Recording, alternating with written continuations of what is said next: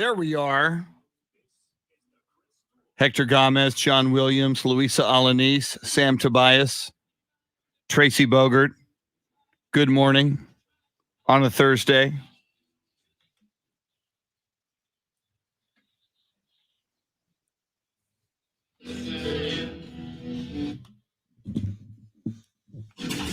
Now, Chris Duel. It is Thursday, June 17th, and the NBA is absolutely crazy. A crazy 24 hours in the NBA. Two coaches fired. One longtime general manager steps aside. And then both home teams last night in pivotal game fives, both home teams blow their leads. In the case of the Philadelphia 76ers, they blew a 26-point lead at home, and they lose to the Atlanta Hawks 109-106. Meanwhile, in a very unlikely home loss, most of us were assuming that the LA Clippers would go away quietly into the night without Kawhi Leonard. Kawhi gets the last laugh wherever he may be. The Clippers win on the road at Utah. They come from behind as well. They win that game 119-111. So the Clippers take a 3-2 lead in that series. Welcome in. So much to talk about on this first day of the U.S. Open. We'll do our U.S. Open player draft. We'll give away Eric Clapton tickets. It's the Chris Duel Show with Shannon Salty Sweeney. Shannon, what is happening? Good morning, Chris. Happy to be with you here today as I drove into work, and just a block from here, there's a whole section that is completely dark. No light, no nothing. So I got nervous. I was like, I'm going to get there, and there's going to be nothing. I'm not going to get on air. There's going to be nothing. Luckily, it is a block away, but I learned that they've been out of power since 3:45 this morning, and it's not supposed to be fixed till another hour from now. So I was just happy that when I turned the corner, there were lights on here. Anybody listening in that area of Austin, and you would be listening with battery. Well, there's these things called batteries. Oh, but do people own radios I do. Of their car? I own lots of old school radios. I have big boom boxes from the 80s and the 90s and the early 2000s. It takes up so much space. But see, one of these days you're going to have a power outage. And you're going to want to know what and there's phones. If the power went out at 3:45, they could be listening on the iHeartRadio app. So maybe, I don't know. But if you're listening, battery powered on your phone, our heart goes out to you. And Shannon says, how long? A few hours till they'll fix it? The estimated time was 7:15. 7:15. So maybe an hour, and all power will be restored. So much to talk about, Shannon, and a little bit later in the show. In fact, just after 8:00, in about 2 hours, we've done it before. Shannon is the defending golf PGA champion, fantasy PGA champion on this show. As Shannon, Andy Everett, our golf guru, Tanner Carlson, big time golf dude, and I, golf idiot, will draft 3 players for the U.S. Open, and we'll find out throughout the weekend who will have bragging rights. But Shannon, we found out yesterday during the show, we got the first two. There were many more coming. Yes. Big pieces of NBA shocking news. Number one, Kawhi Leonard. Knee injury would keep him out of last night's game. There are some saying it'll keep him out of the rest of the series, maybe out of a next series if indeed the Clippers advance. And we gave the statistic yesterday. You win game 5 in a 2-2 series in the NBA, you've got an 82% chance of advancing. So now we got to believe the Clippers have an 82% chance of advancing. We had the Chris Paul story. Chris Paul of the Phoenix Suns goes into health and safety protocol. So we don't know how long he'll be out. The word we're hearing is indefinitely. Then 2 coaches got fired in the NBA. Scott Brooks of the Washington Wizards, and then Stan Van Gundy of the New Orleans Pelicans. Our good friend Antonio Daniels, we'll have to get him on the show to talk about that. He's the color analyst for Pelicans TV.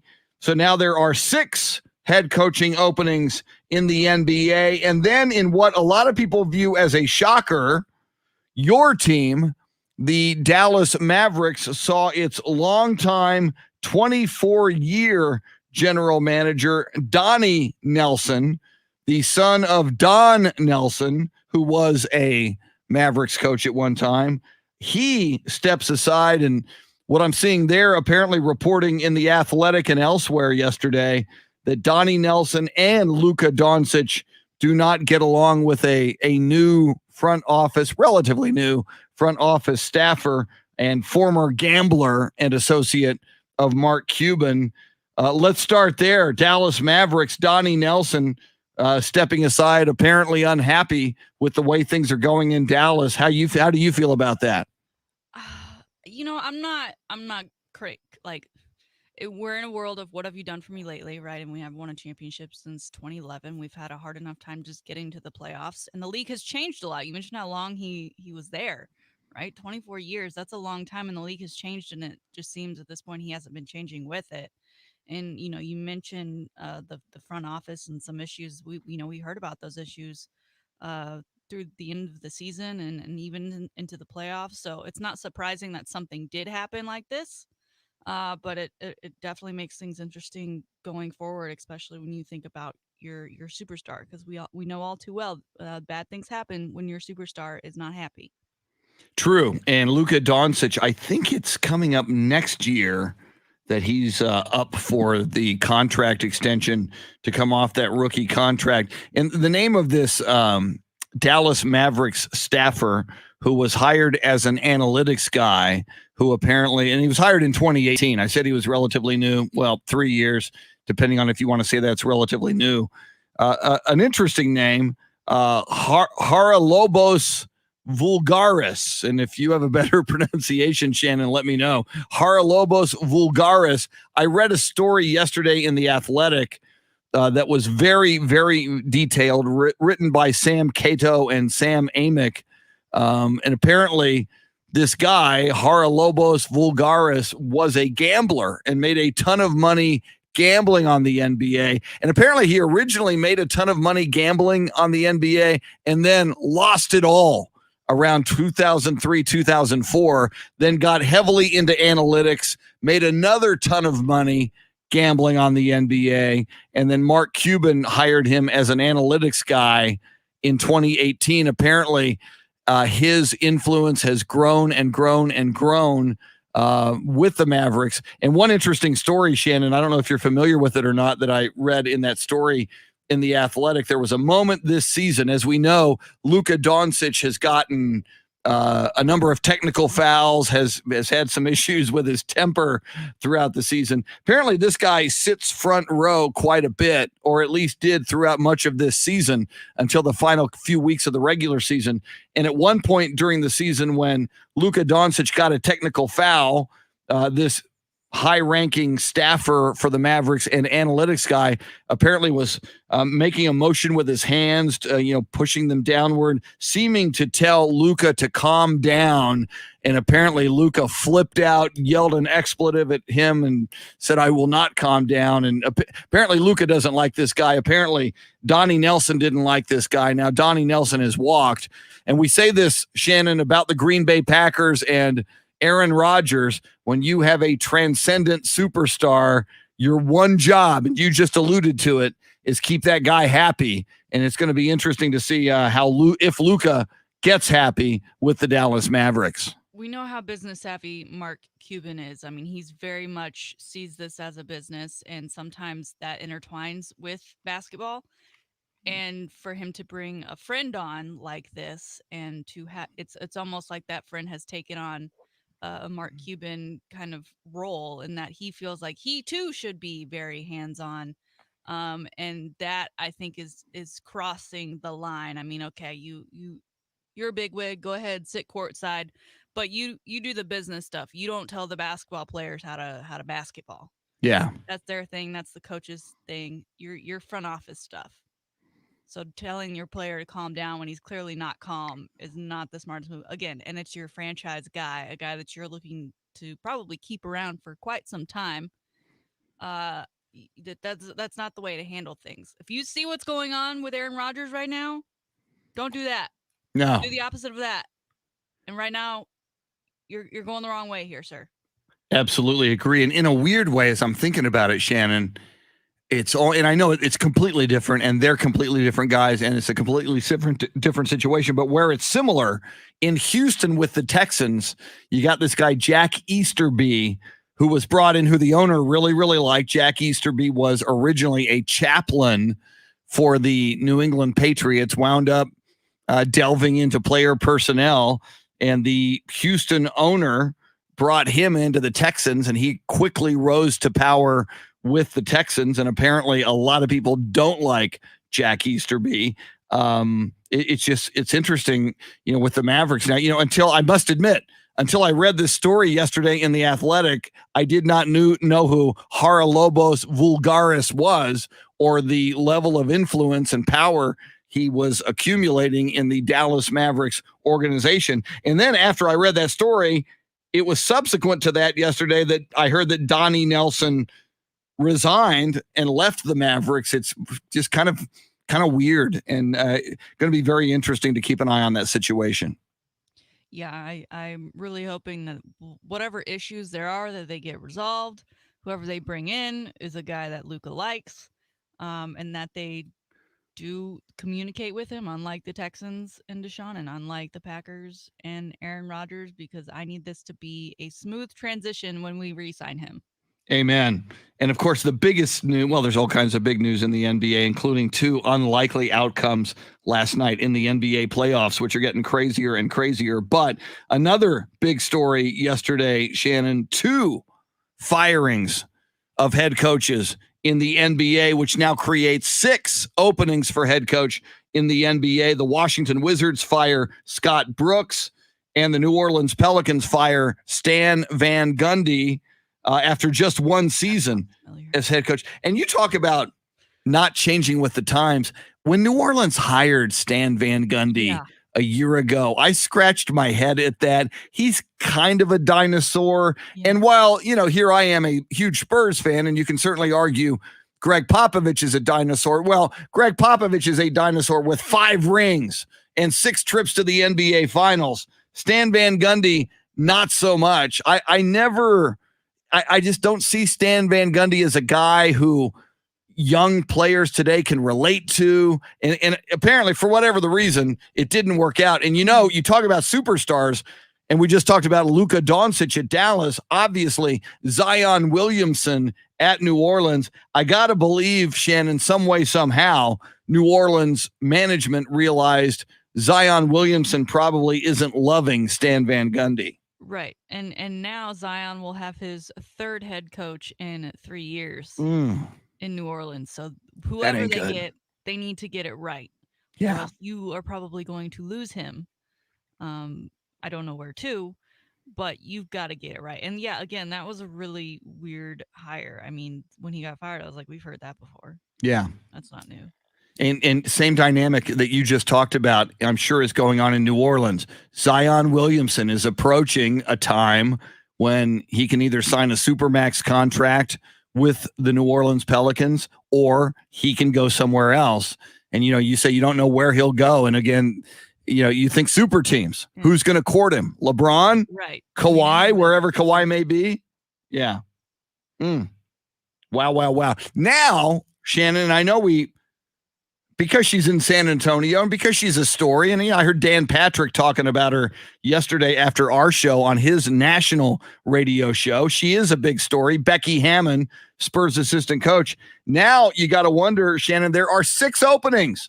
Washington, Indiana, New Orleans, Boston, Orlando, Portland. We know Becky is interviewing with Portland and Orlando. And I did hear this as well. There is a female assistant coach, I don't have her name in front of me right now, with the New Orleans Pelicans, who will interview for that Pelicans job. You and I have been talking, Shannon. Should Becky take a job somewhere else in the NBA if it's offered, or do you stay in San Antonio where they know you, you know them, the players have played for you? Pop is 72. He'll turn 73 this coming season. You would assume there will be an opening there soon. But I wonder now, and we brought up, the other coaching possibility, a woman associated or being mentioned for the Boston Celtics job, who is now the head coach at Duke. You wonder if part of Becky's thinking is, does she want to make history? In other words, if she was offered let's just say she was offered the Pelicans job, hypothetically, does she take that because she thinks if I wait on the Spurs job, I might not be the first woman to be an NBA head coach? In other words, do you want to be Neil Armstrong, the first man on the moon, or do you want to be Buzz Aldrin, the second guy out of the lunar module? I just wonder if that plays into her thinking at all. I'm sure it's in there, but I think also thinking of the situation, right? Like this with the Spurs, she's kind of set up for success. And again, that's not to say take the easy way out, but you could be the first female head coach and then you could be one and done or done after a very short time and not really get anywhere and then maybe never get another shot. Or you could wait and be the second or third and take a team in a deep run in the playoffs, maybe even to the finals. So I guess she's got to balance that out with all these openings. I mean, I'm thinking, where do I send my resume? Because the odds are growing in favor of this being the season or the off season where a female is hired as a head coach of an NBA team. I think you should send in your resume. I mean, I should. And you to make one. You mentioned a one and done prospect for Becky. 2 of these firings of these 6 were one and dones. Yeah. Eric Bjorkson in Indianapolis and Stan Van Gundy in New Orleans. So these NBA owners, unless they wanted to fire you and pay you millions and millions to go away. Yeah. Then I mean, that's not the worst thing in the world. No. I'd be okay with that. But I think also, in addition to money, and maybe even bigger than money for somebody like Becky, is winning and legacy, and maybe making history. And I must admit, I want Becky to make history. Don't call it that. You know what they'll call it? Her story. Boom. There you go. All right. Everyone's eyes rolled all at once. Exactly. That's why power's going out all over Austin as we speak. Fuses are getting blown. All right, coming up a little bit later in the show. In fact, in the 8 o'clock hour, we're giving away another pair of Eric Clapton tickets. Eric Clapton coming to the Frank Irwin Center in Austin on September 15th. Coming up, our high five play of the day, and it's going to be kind of local. It's going to be a Texas athlete, not a Texas Longhorn athlete. I'll go ahead and let you know that. But an athlete in the great state of Texas. We got so much more to cover in the NBA. The games last night, the game tonight. Astros hit 6 home runs last night, and Jose Altuve makes history with his home run. We'll tell you what that is all about. Shannon Salty Shakedown in the 7 o'clock hour, sports history, sports birthdays. You can join us on the phone line, 800-707-9760. Lots of people already joining us on Facebook Live. We stream live video on Ticket 760, AM 1300, the Zone's Facebook pages with portals through YouTube, Twitch, and more. She's Shannon Salty Sweeney. We will introduce your soundscape stylist, Dave Ayler, coming up as well. We're with you till 9. Thanks for hanging out with us on the Chris Duel Show. All right. I saw Beth Settle in here on the first segment. My gosh, Beth, you're up early. Steve Duraco, the original Rock. Tracy Bogert, Hector Gomez, John Williams, Luisa Alanis, Sam Tobias, and there goes this mouse is failing on me left and right. I think I need a new battery for the mouse. Did that yesterday. Did it today. But fortunately, I brought in some new batteries, so I might just go change the darn battery now. Wow, still not working. And there it goes. Now it's working. All right. Okay. Roll call. I said a few names. Foamfoot 420, Anthony Del Toro, Beth Settle, good morning. Jason Paniagua, We mentioned John Williams. Frank Valdez, welcome in. Dave Emilio Castanuela, good morning. Okay, now let's see.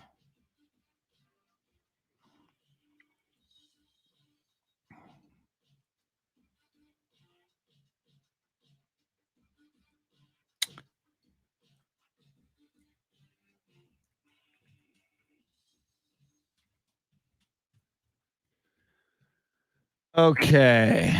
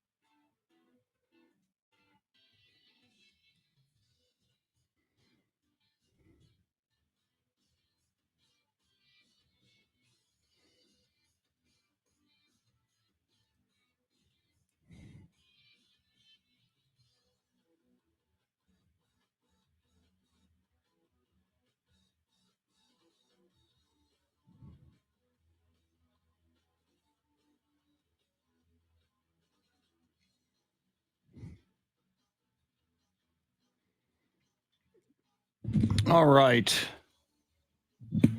Manuel Gonzalez talking about the injuries in the NBA says they're just getting older and some of them don't take care of themselves properly in the off season.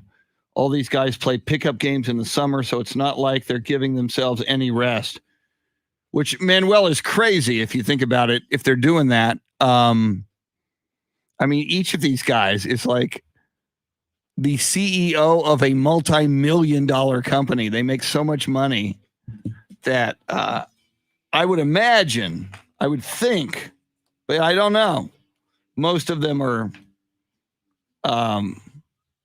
very conscious. You know, LeBron pays a personal trainer and a nutritionist and all kinds of support people a lot of money. Let's see here. Why are there 4 of those? I know what's going on. Okay. Let me see this. Okay. Here we go.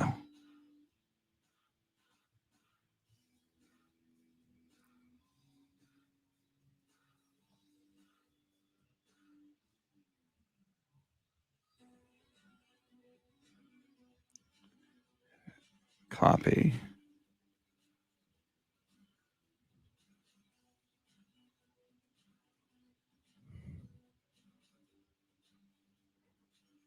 Edit. Paste. Here we go. This computer's tormenting me again.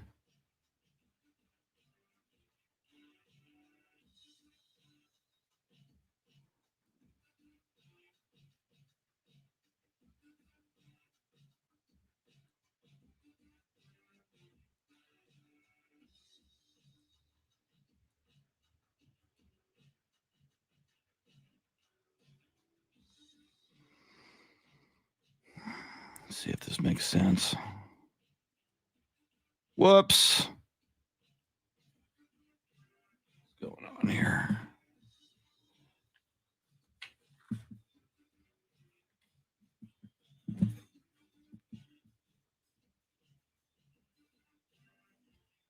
Are you looking for great times and great?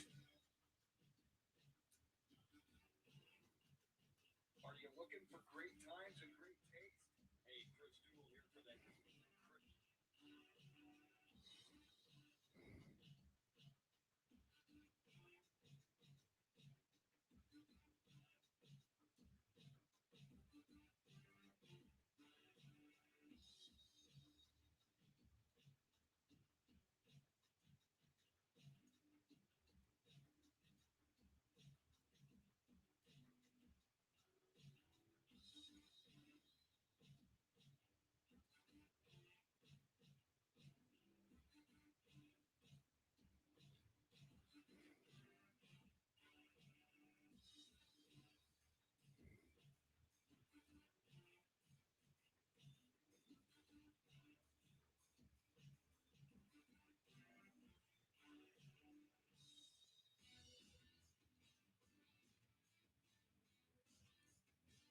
Are you looking for great times and great taste? Hey, Chris Duel here for that clean, crisp taste of Bud Light. How do they do it? Four simple, high-quality ingredients: water, barley, rice, and hops. Man, it's delicious. Bud Light, whatever you're doing. If you're headed out to Del Diamond to catch the Round Rock Express, great music at Nutty Brown, or Austin FC at U2 Stadium, enjoy what you're doing and enjoy a Bud Light. Bud Light, please enjoy responsibly.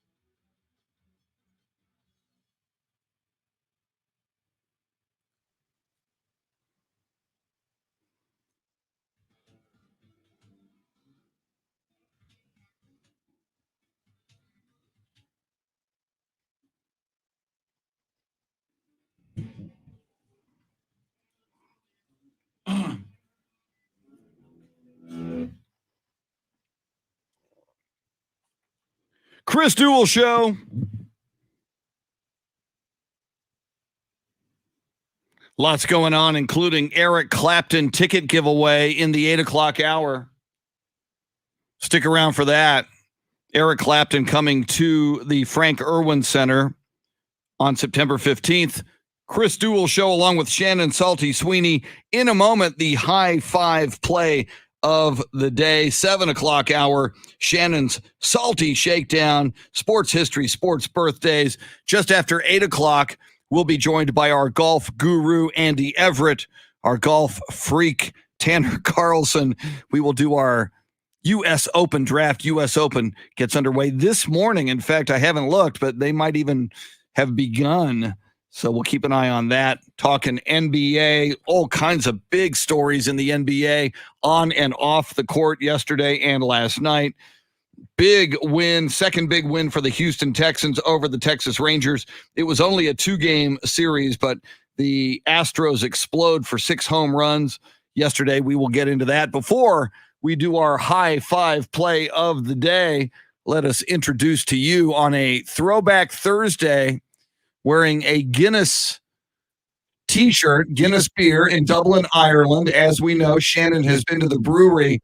And is it 1859 or is it, I think, 1759 I see on the t-shirt.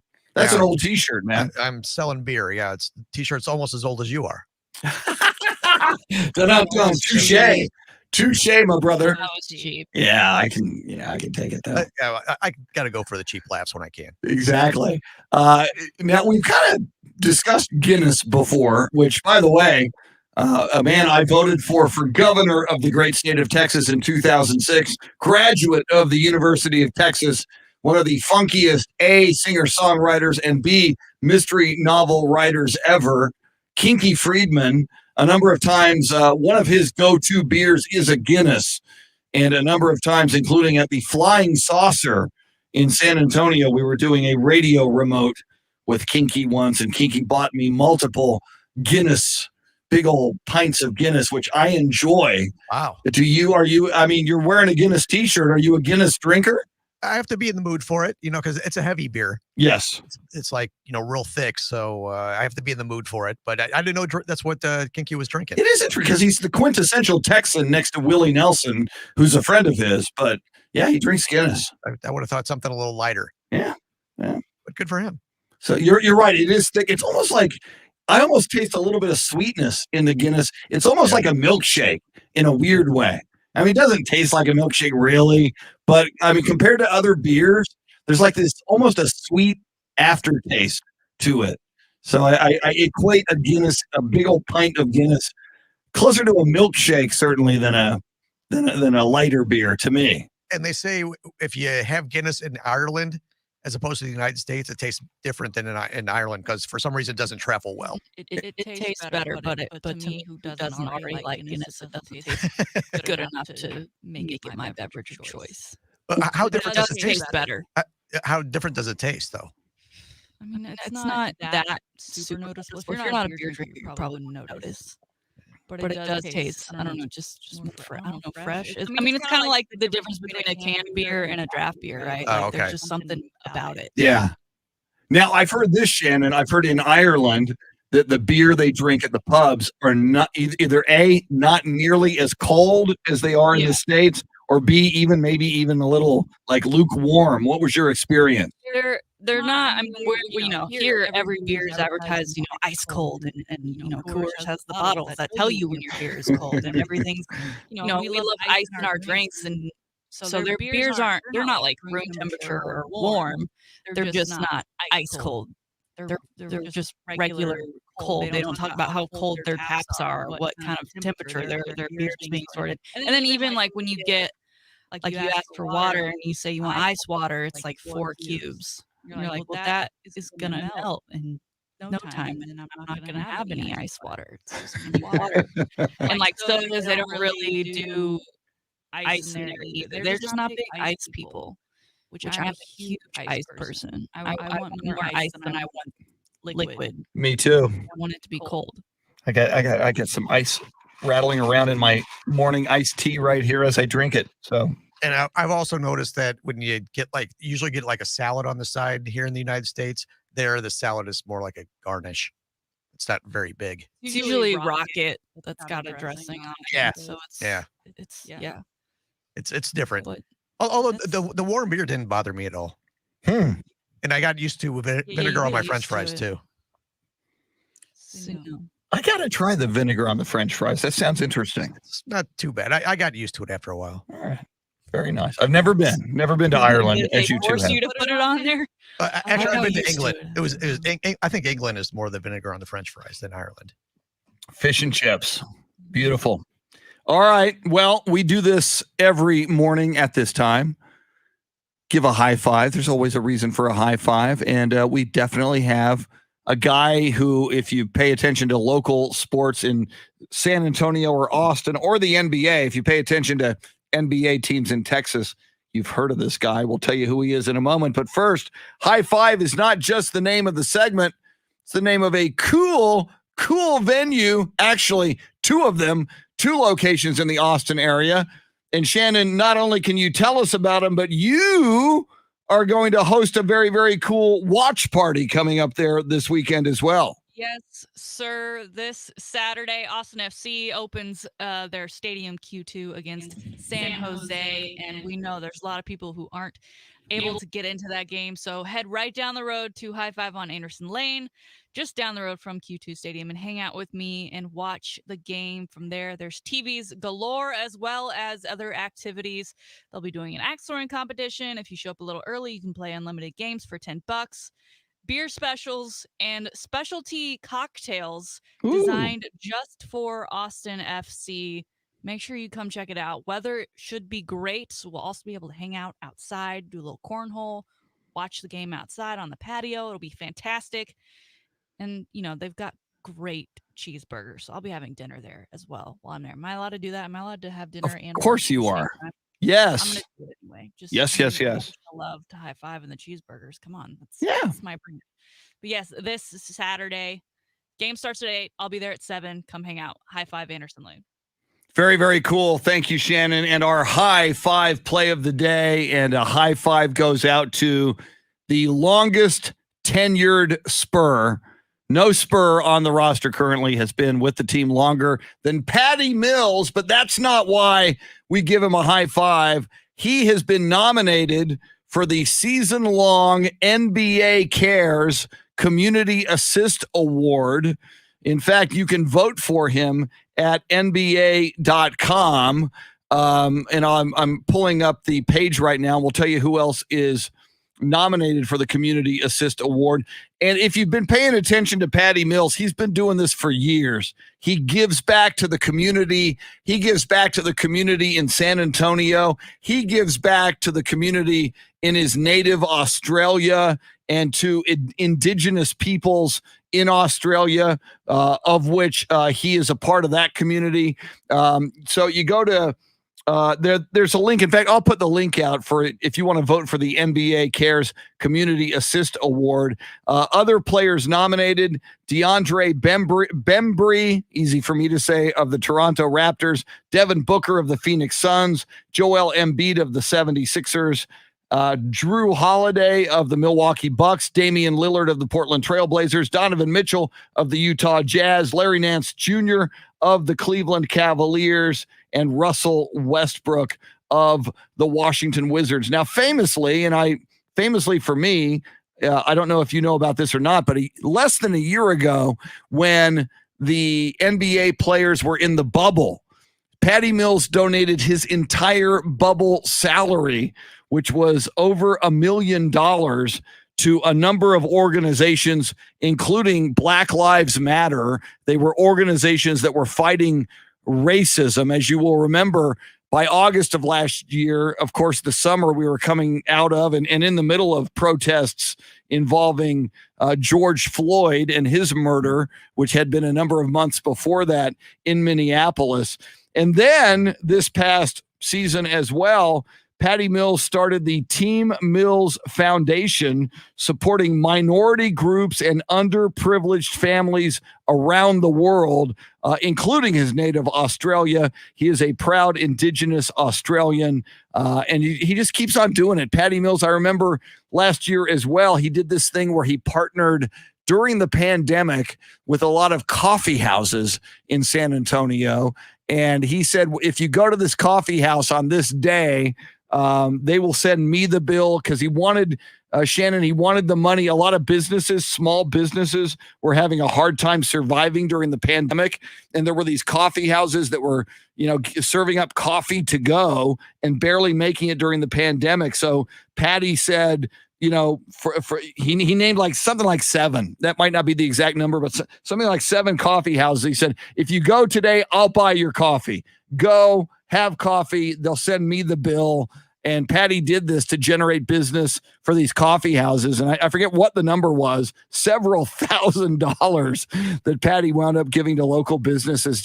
He's constantly doing this, either his foundation, doing things around the world, donating his entire over $1 million bubble paycheck to causes fighting racism. He walks the walk and talks the talk. So a high five to San Antonio Spurs guard Patty Mills. Yeah, that's a great one. I love seeing the stories of all the NBA cares. I mean, it's very similar to Walter Payton, Man of the Year in the NFL. I mean, a lot of this stuff, they just do out of the goodness of their heart. They don't do it for publicity, and things like this allow others who maybe aren't paying as close of attention to see the good that they're doing. And I'm looking at Patty Mills now because, as you mentioned, he's an Australian guy. And it looks like he is part of the current 19-man Australian roster. Yes. That will get knocked down to 12 at some point after this mini camp they've got in the U.S., I think, this week. So he's looking to make, I believe it's going to be his 4th Olympics with Australia. And that's always a great team to see matched up against the U.S. Yes. And I like Patty Mills is on the other side. And I remember in the last Olympic Games, we think of Patty as a Spur and kind of a role player. When he plays for that Australian team, he lights it up. He scores about 30, 32 points per game. He is a madman. So I think there's a good bet, as you mentioned, roster at 19. They're going to cut it down to 12 for Team Australia for the Tokyo Olympics. But if Patty plays like he played the last time Team Australia played, he's one of the best players on that team. So I think there's a good possibility, if not a probability, he's going to make that team. And again, that's something to look for when I'm assuming Team USA will face Australia at some point in that tournament in the Olympics. And for Coach Greg Popovich and the Spurs and all those NBA players on Team USA to go up against a guy they know in Patty Mills is going to be a lot of fun to watch. When watching those, there's always a player that they start calling him out. And I'm like, what? He's from another country? Yeah. You know that.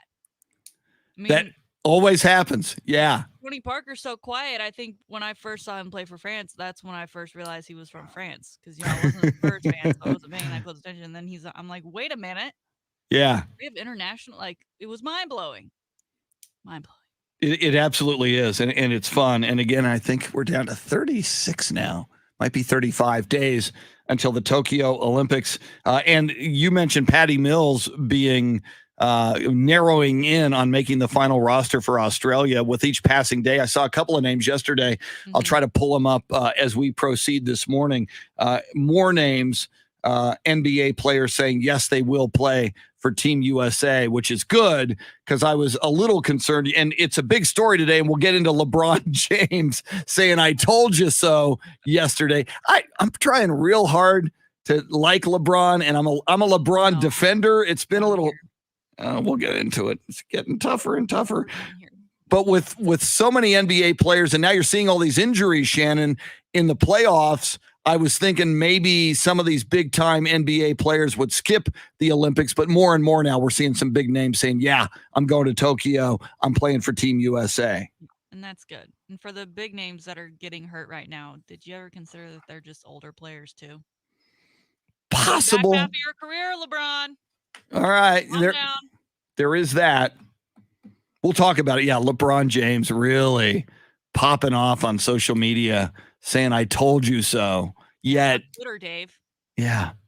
Yet. Exactly, Dave. You'd know about this if you were on Twitter. You would be able to read his novel. It's only available on Twitter. Gee, sorry, I missed out on LeBron. Like, I don't get enough of him on there. Well, it's a big story. You could have reveled in your LeBron hatred yesterday. All right. Coming up, we'll dive into that LeBron James story. We'll also talk about a big day, a big night for the Houston Astros. Jose Altuve makes baseball history last night. We'll tell you what that was all about and a whole lot more, including our our U.S. Open Championship draft and Eric Clapton tickets given away in the 8 o'clock hour. She's Shannon. He's Dave. I'm Chris. It's the Chris Duel Show. All right. Now, where was I? I did that.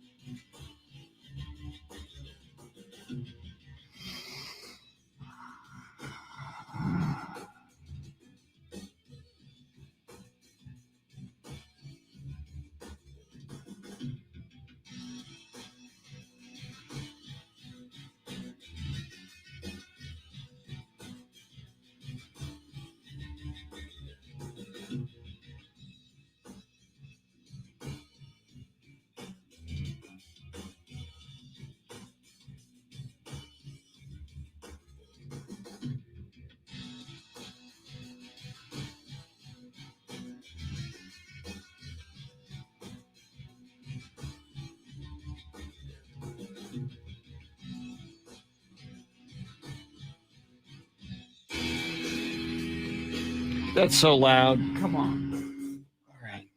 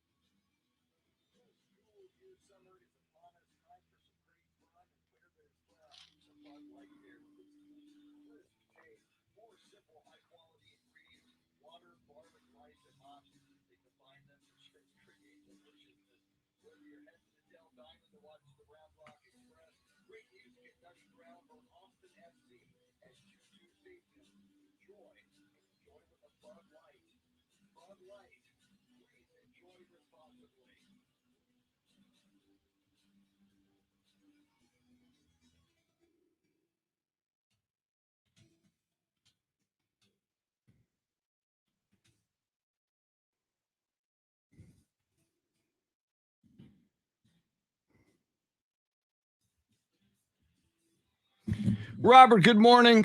Ralph, good morning. Jared, good morning. What is up, Jared?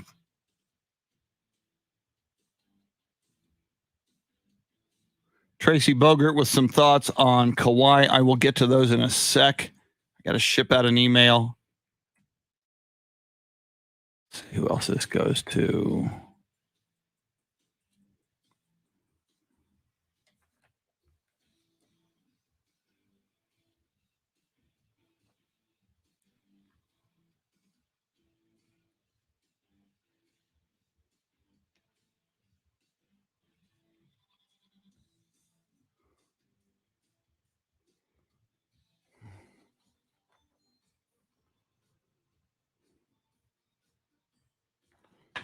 Okay. Let's see.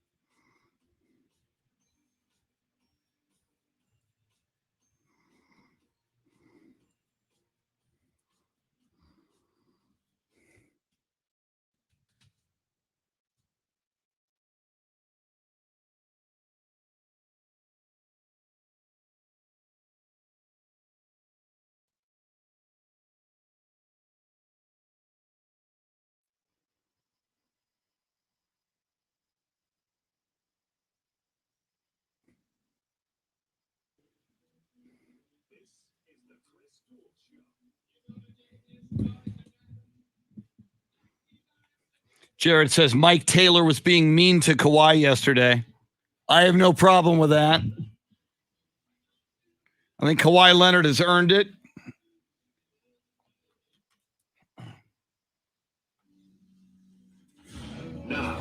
Chris Duel.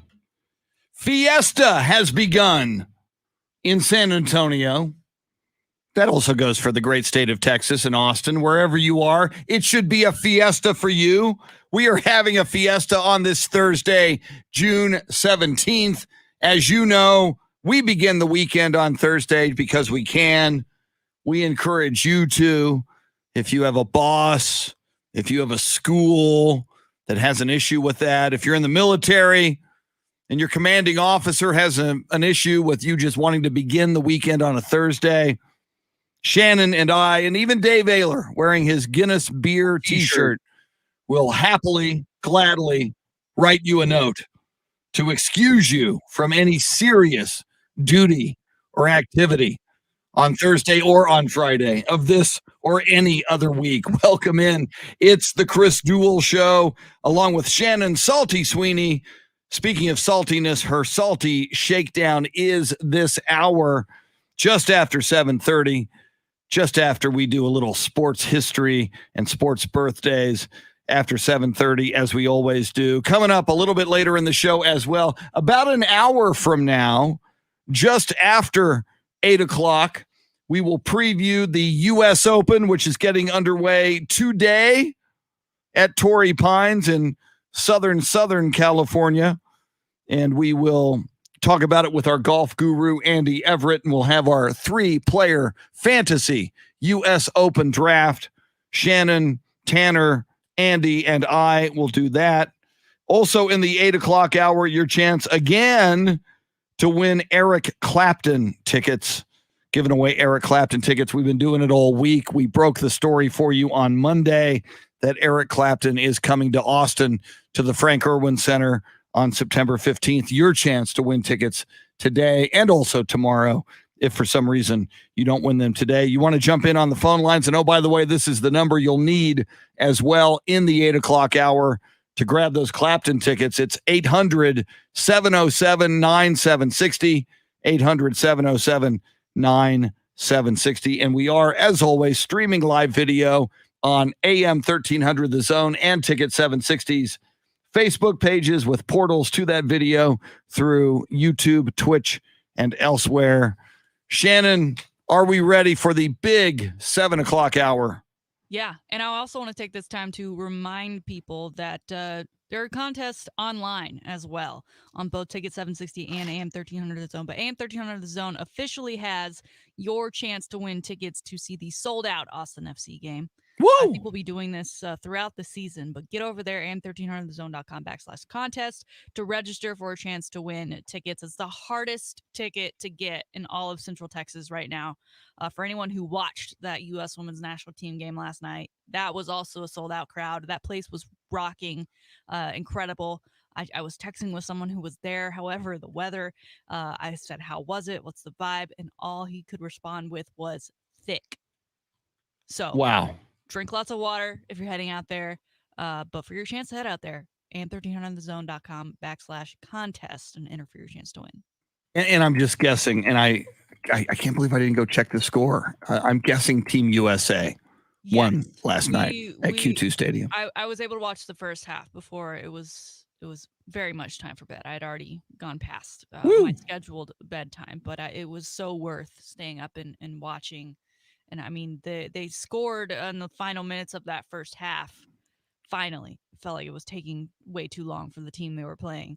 But that, I mean, the atmosphere, you could feel it. I mean, there were tons of people in the restaurant, shout out Cover 2, where I was, that were excited and cheering. And so just that, and then seeing all the people on TV cheer, especially because they had already scored and it was taken back. I mean, it was taken back pretty quickly because it was offsides.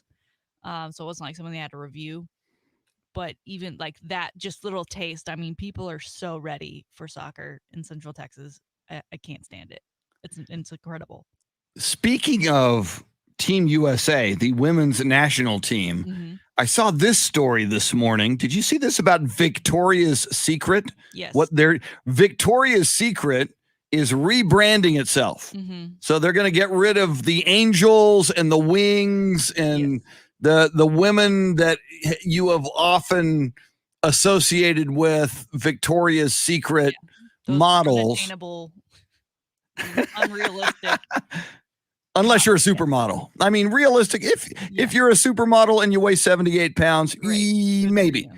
you. Now they're going in a new direction and they're going to rebrand Victoria's Secret, and its major, or one of its major themes, will be female empowerment of women. And one of the faces of Victoria's Secret, U.S. women's national team soccer star Megan Rapinoe. How cool is that? I think it's fantastic. I think she's a great choice. Another name along with that, Priyanka Chopra Jonas.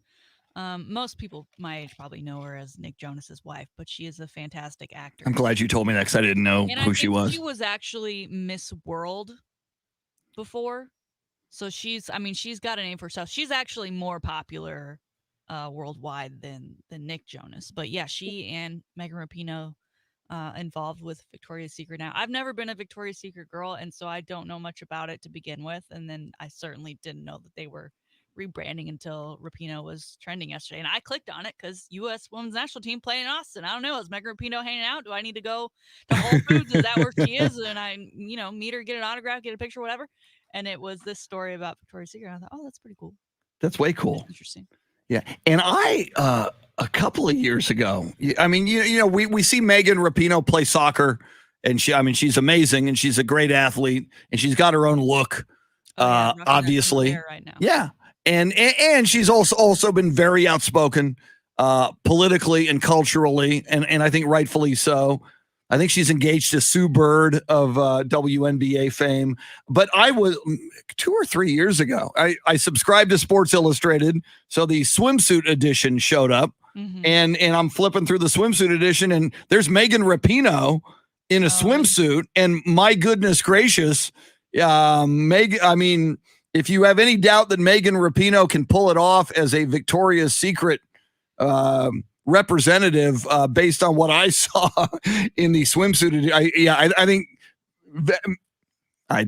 that actually wasn't my point, Dave Ayler, but thank you. Megan, she looked pretty darn badass in a swimsuit is where I was going with that. Yeah, I don't think there's any percentage of body fat in any of those national team players. She's quite the athlete. All muscle. Yes. All right. I want to get to this, and also, like you, I saw Megan Rapinoe and Victoria's Secret trending on Twitter. So that's what I clicked on and found that story. Another big story yesterday was LeBron James, the king, said essentially, thank you, Dave Ayler. LeBron James essentially saying, "I told you so," in a series of tweets on social media. And I'll read you his first one. The king, LeBron James, says, "They all didn't want to listen to me about the start of the season. I knew exactly what would happen. I only wanted to protect the well-being of our players, which ultimately is the product," in all caps, "and benefit of our game." That phrase was in all caps. "These injuries isn't part of the game. It's a lack of pure rim rest before starting back. 8, possibly 9 All-Stars have missed playoff games. That is the most in league history. This is the best time of year for our league and fans, but missing a ton of our favorite players. It's insane. If there's one person that knows about the body and how it works all year round, it's me," in all caps. "I speak for the health of all players, and I hate to see this many injuries this time of year. Sorry, fans. Wish you guys were seeing all your favorite guys right now." Praying hands emoji and king's crown emoji from LeBron James. Shannon, LeBron essentially saying, "I told you so," and nobody knows more about the human body and physiology than me. All I got from this was me. I was hurt. I can't play in the playoffs. I did not lead my team back to the finals to have another go at the championship. I am old, as well as a lot of my, Kawhi's getting up there, compared to the new young guns that have come into the league, right? LaMelo Ball just named Rookie of the Year. Zion Williamson, Luka Doncic. I mean, they did all right this year. And again, you agreed to play the 72 game season. You agreed to have that start date along with the rest of the league to say, we will start at this time, but we will play less games. And I understand it was still a heavy loaded schedule because of the time constraints, but you still agreed to do it and you knew it was happening. And you can't sit here and complain now after you took your team on a championship run last year that extended your season. And not everyone got to do that. You did, which I know you are aware of because you very much love talking about you, yourself, and I'm so sick of LeBron James. You sent this to me, and I texted you back something like, my eyes, they've rolled out of my head at this point. I cannot with LeBron James anymore. This is so much about him. I speak for all players. No, you don't. No, you don't. You're not Dr. LeBron James. You're a king because you're self-crowned. Get over yourself, dude. Go on vacation. What happened to LeBron getting off social media when he goes to the playoffs? Can he just get off social? Can he just take a break? Can someone take his phone away from this man? Put him in the Bahamas. Let him have his summertime. Because guess what? You got all the rim, whatever rest you want now because you're out of the playoffs, buddy. Stop trying to be relevant. Go sit and watch Space Jam over and over again because I don't know that anyone else is going to watch it because it looks horrible. Get over yourself, LeBron. God. Ugh. I'm tired of this man. Tell us what you really think, I'm Shannon. tired of this man. Wow. Scathing from Shannon Salty Sweeney. And there's been like 3 or 4 consecutive events involving LeBron, one of which was him walking off the court during a playoff loss with 5 minutes to play. I have, for the longest time, Shannon, and you've heard me do it, I've been a LeBron James defender other than his being what I would say, and now I'm starting to, it's hard to defend him, other than his being a drama queen, which he is. I've cited he's a good guy, a good citizen, never in trouble with the law, seemingly a very good dad and husband. But my God, a little humility, even if you believe nobody knows more about the human body than I do. Really, LeBron? Not a doctor, not a medical doctor who went to medical school and maybe studied human physiology for years, if not decades. And I mean, you may know a lot about your body, and I credit LeBron for taking very good care of his body.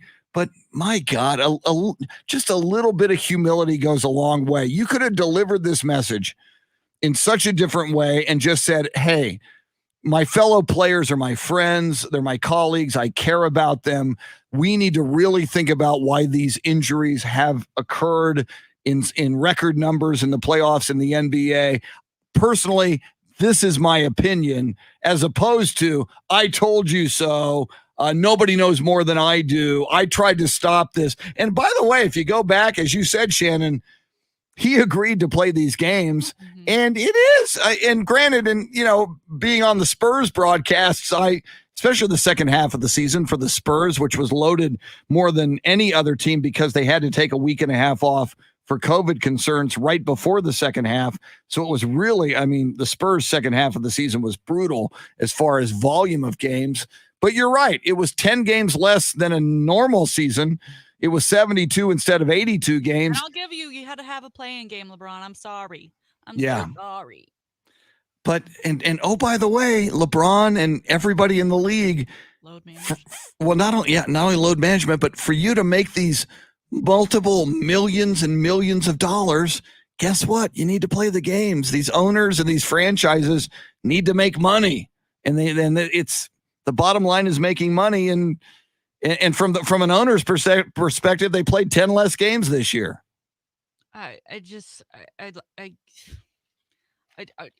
This dude is tarnishing his legacy each and every day because of stuff like this. Back in the, Michael never had the opportunity, right? Because the social media was not around.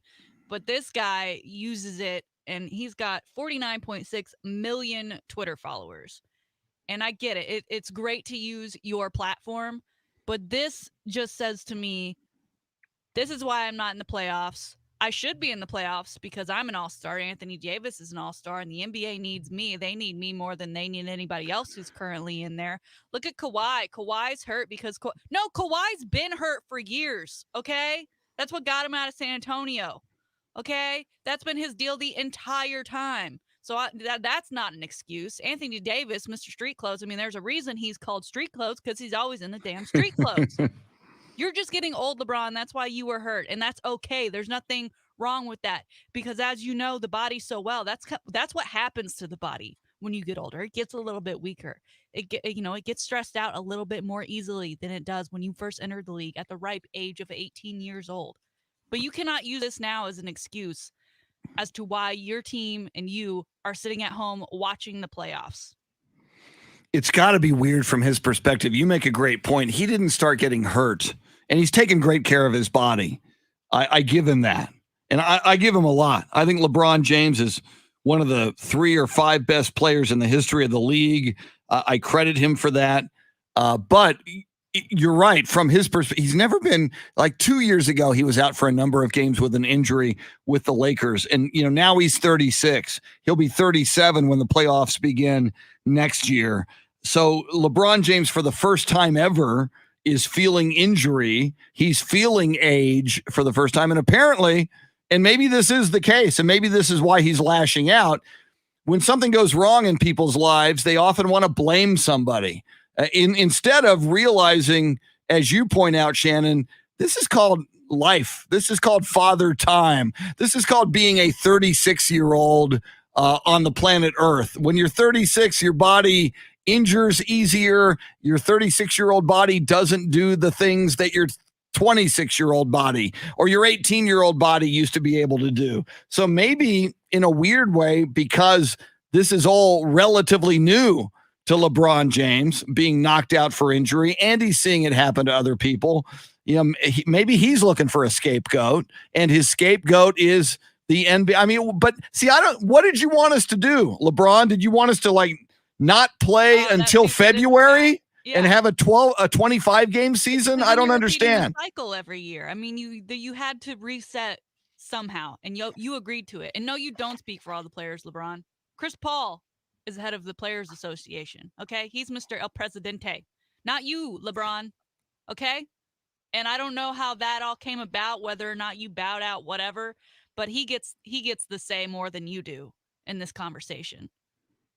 Crown. And Chris Paul may get a ring if he comes back and plays. Of course, Chris Paul was one of the big stories yesterday. It broke in the 8:00 hour when we were on the air, and we still don't have a lot of guidance on when Chris Paul will come back for the Phoenix Suns. We found out yesterday he has entered the NBA's health and safety protocols, which means either he has tested positive for the coronavirus or someone very, very close to him has tested positive, and he is therefore being quarantined. I have since heard, Shannon, a number of people saying if he is vaccinated, and I haven't yet heard if Chris Paul is vaccinated, but if he is vaccinated, his quarantine time, if that's the case, will be less than the standard 10 days. So maybe, and again, depending on how long the Clippers and the Utah Jazz go, tomorrow night, Clippers can wrap it up if they win at home.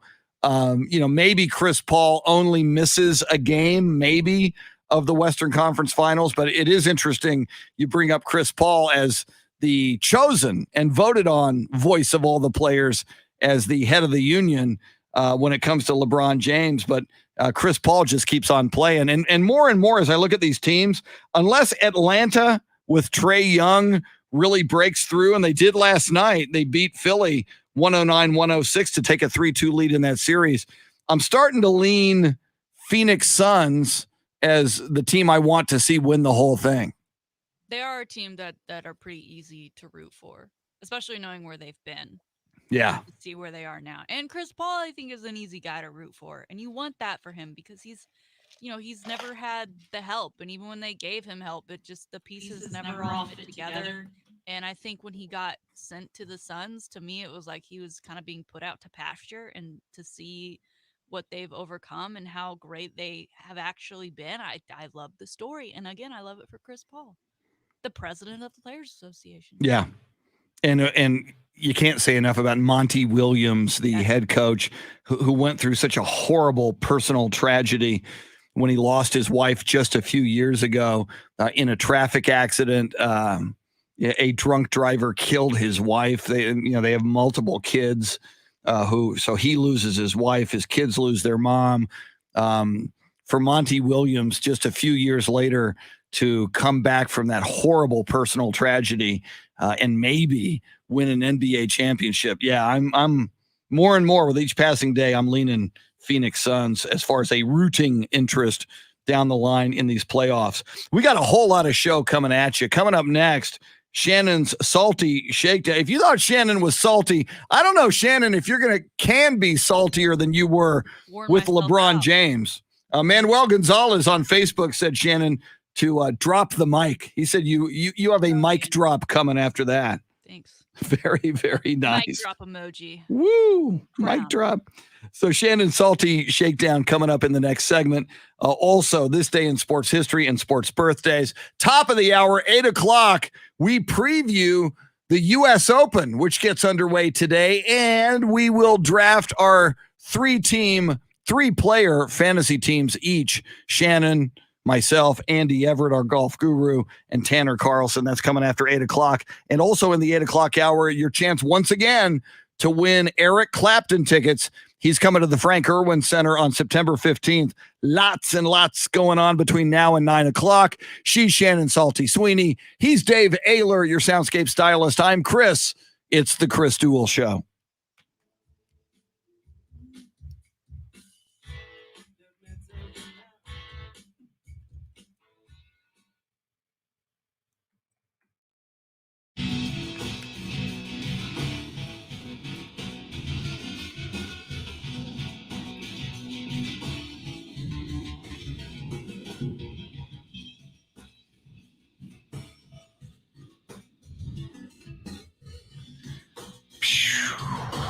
Okay, let's see where I am here. I sent those. So now I need QC Kinetics. I'm editing audio if you're wondering what the heck I'm doing. It's a couple of commercials. So okay, there's that.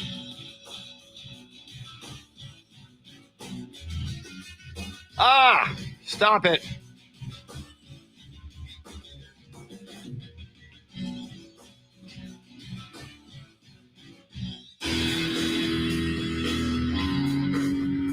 This computer likes to mess with me.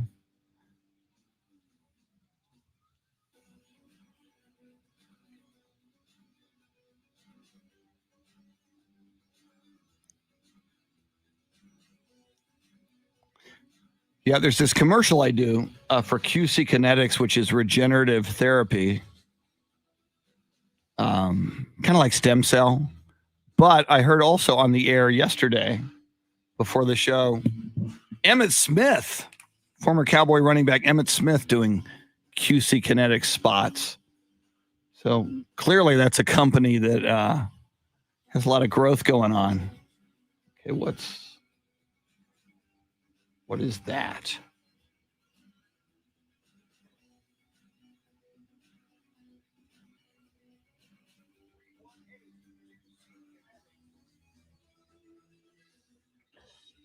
I see what that is. Okay.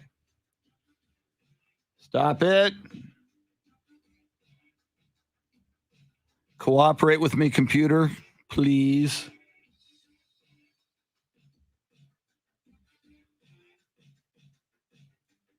Okay. Now.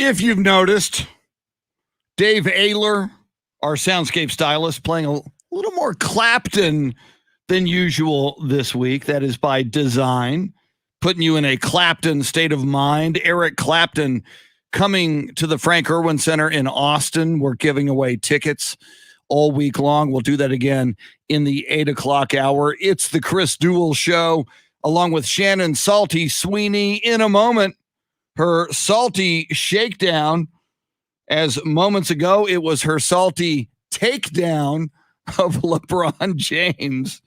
If you missed it, that's why we have a podcast. So that would have been in the first segment of the 7 o'clock hour. Oh, and it's broken down by hours, which is beautiful. So you can just go to the 7 o'clock hour and you can check that out. By the way, top of the hour, we go deep into the U.S. Open. Will Bryson DeChambeau win it again? He's the defending champion. Will, by the weekend, late in the weekend, he become, by virtue of their play, paired with Brooks Koepka? And if so, will there be fisticuffs, fighting? That'd be fun. Be fun if they were just like one of them had the other guy in a headlock and they're rolling on the grass and into the water. That'd be beautiful. A guy can dream. So that's coming up. And as I mentioned, in the 8 o'clock hour as well, we will give away the tickets to go see Eric Clapton. 800, and by the way, here's the number. It's for you to call us, and it's the number you'll need in the 8 o'clock hour, 800-707-9760. We are also streaming live video, as we always do, on AM 1300 The Zone and Ticket 760's Facebook pages with ways into that video as well. A link to it on YouTube, Twitch, and elsewhere. Coming up, Shannon's Salty Shakedown, but first, sports birthdays, and this day in sports history. June 17th, 1962. Where were you in 62? Was a catchphrase from the movie American Graffiti. Well, I can tell you where Jack Nicklaus and Arnold Palmer were. It was the U.S. Open. Only Shannon and Tanner and Andy and I did not play Fantasy U.S. Open back in 1962. I think I was the only one alive in 1962. It's the U.S. Open Men's Golf Championship at Oakmont Country Club. Jack Nicklaus wins his first major title by 3 strokes in an 18-hole playoff with Arnold Palmer. Are you kidding me? A playoff between Nicklaus and Arnold Palmer. And Nicklaus was the young stud who was up and coming and beat Arnold Palmer. And Jack Nicklaus would be the golden bear and the king, not LeBron, but the king for a long time. On this day in 1976, Spurs fans, thank your lucky stars. On this day in 1976, 4 ABA teams merged into the NBA. That, of course, the Spurs, the New York Nets, who became the New Jersey Nets and now are the Brooklyn Nets, the Indiana Pacers, and the Denver Nuggets. Sorry, Kentucky Colonels. Sorry, Spirits of St. Louis, you don't get in. 1976, a big day for the Spurs and 3 others. On this day in 1992, the Philadelphia 76ers trade Charles Barkley to the Phoenix Suns, not because he was making fun of large women in San Antonio. I don't know why they traded him, but they did. And finally, what a day this was in sports history. Where were you on this day in 1994? If you were watching the NBA Finals, it was interrupted for the low-speed Bronco chase. That's right. O.J. Simpson, with his buddy Al Cowlings, driving the police in Southern California for an hour and a half, going up the 405 San Diego freeway to his home in Brentwood.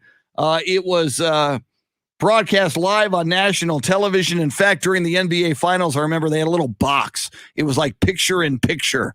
So you're watching the NBA Finals. There's a little box of the low-speed Bronco chase with O.J. Simpson. That was this day, this night, June 17th in sports history. Go, O.J., go. Time for some sports birthdays. Born on this day, June 17th, 1923, Elroy Crazy Legs Hirsch, one of the greatest nicknames ever, Crazy Legs. Elroy Crazy Legs Hirsch, NFL halfback and Hall of Famer for the LA Rams, born in Wausau, Wisconsin on this day in 1923. Crazy Legs Hirsch died in 2004. Born on this day in 1948, Dave Concepcion, Venezuelan baseball all-star shortstop with the Cincinnati Reds, part of that big red machine that included Johnny Bench, Pete Rose, and others. Dave Concepcion, born on this day in 1948 in Ocumare de la Costa, Venezuela. There's another Venezuelan baseball player now. His name is Jose Altuve. He's pretty good too. Finally, born on this day, June 17th, 1980, American tennis star, sister of another pretty good tennis player, Venus Williams. Born on this day in 1980, considered one of the all-time tennis greats, born in Linwood, California. Happy birthday, Venus Williams, Dave Concepcion, and the late Elroy Crazy Legs Hirsch. There you have it. Sports birthdays, this day in sports history. And now, how the heck is she going to follow her takedown of LeBron James just minutes ago? She'll give it a shot. Here it is, her salty shakedown. We're going to start in the NFL today, specifically the Las Vegas Raiders. And Derek Carr's recent comments saying that if he were to be traded, he would, quote, probably quit football. Now, Chris, I'm all for loyalty. It's hard to find these days. And the dude has, up to this point, made $91 million playing for the Raiders ever since he was drafted in 2014. And should he see his current contract out, he will have made $130 million, plus a couple million thrown in there for the few endorsements he has had. Now, is he a fantastic quarterback? No, he's pretty average, but he has his moments, and he does play for the Raiders, which are a bit of a sloppy organization as they are still trying to piece things together and overpaying for lots of their players.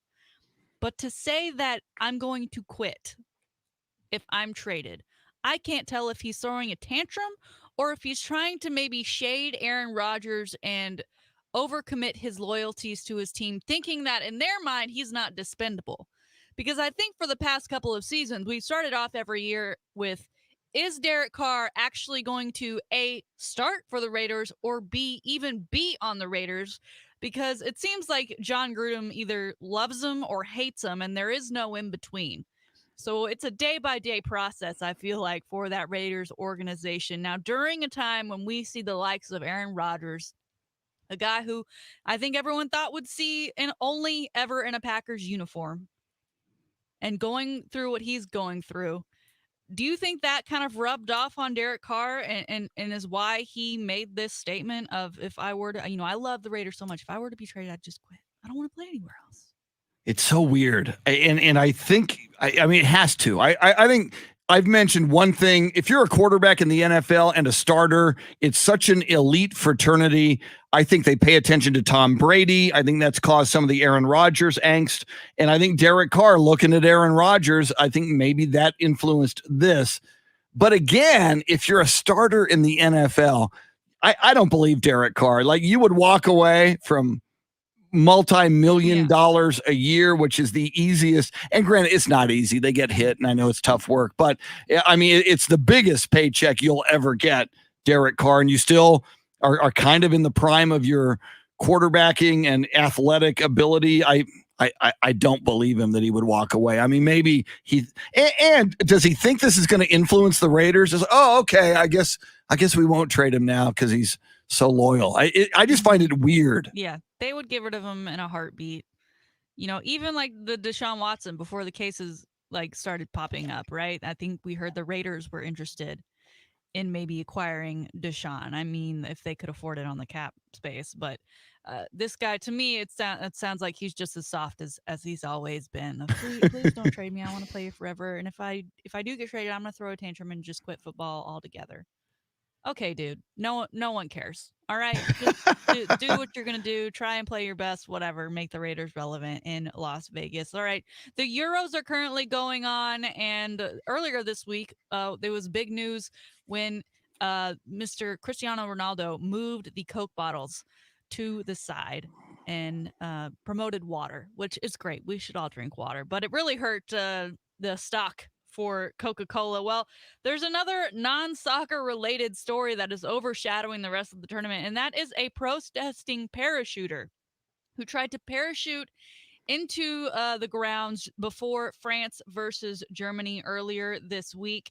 On the parachute, I guess what he was protesting, it said kick out oil and Greenpeace. Of course, that too was overshadowed because this guy who was parachuting in got caught in what some people call the spider cam, right? The camera that kind of hovers over the stadium. You can, when you're in there, you can see the wires, right? Because it's kind of a camera that can do all things and move all the way around the field.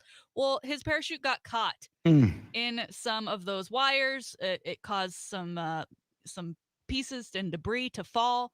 It fell on a couple of spectators, right? And they had to go to the hospital because these giant pieces of metal were crashing down on him. He then crashed onto the field after almost crashing into the stands, and then has since been was escorted off the fields, and they're looking to press charges.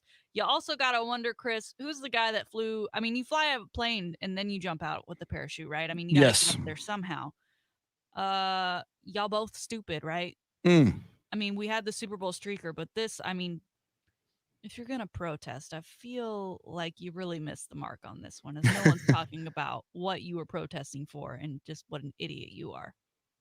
And what an idiot as well. And first, you make a great point. Somebody had to fly the plane. So you when something like this happens, you think of prosecuting the parachuter or the protester in this case. But the dude who flew the plane is an accomplice. You were absolutely right. But again, know where you're parachuting into, and who'd have thunk it that the wires of that aerial camera would capture his parachute. So yeah, that's wow. So future protesting paratroopers, you may want to think about this and figure out a way to avoid those wires. All right, moving it back stateside. We've got some Jimmy Kimmel news, and I'm going to let him break it to you right now with a clip from his show last night, Jimmy Kimmel Live. Jimmy with a huge college football related announcement. All right, I promise it, and it is time. It's time for the major announcement.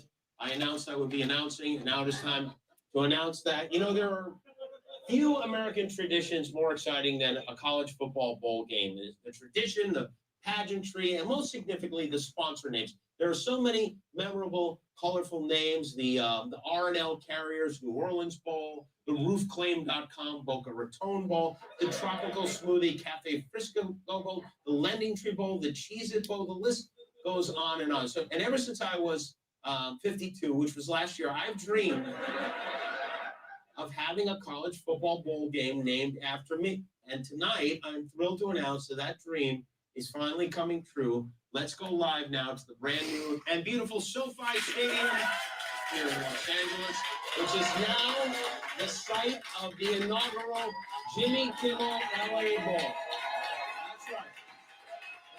This is a real bowl game named after me. So mark your calendars for Saturday, December 18th. The Jimmy Kimmel LA Bowl here on ABC. It'll be, it's like an early Christmas gift for all of us, right, Guillermo?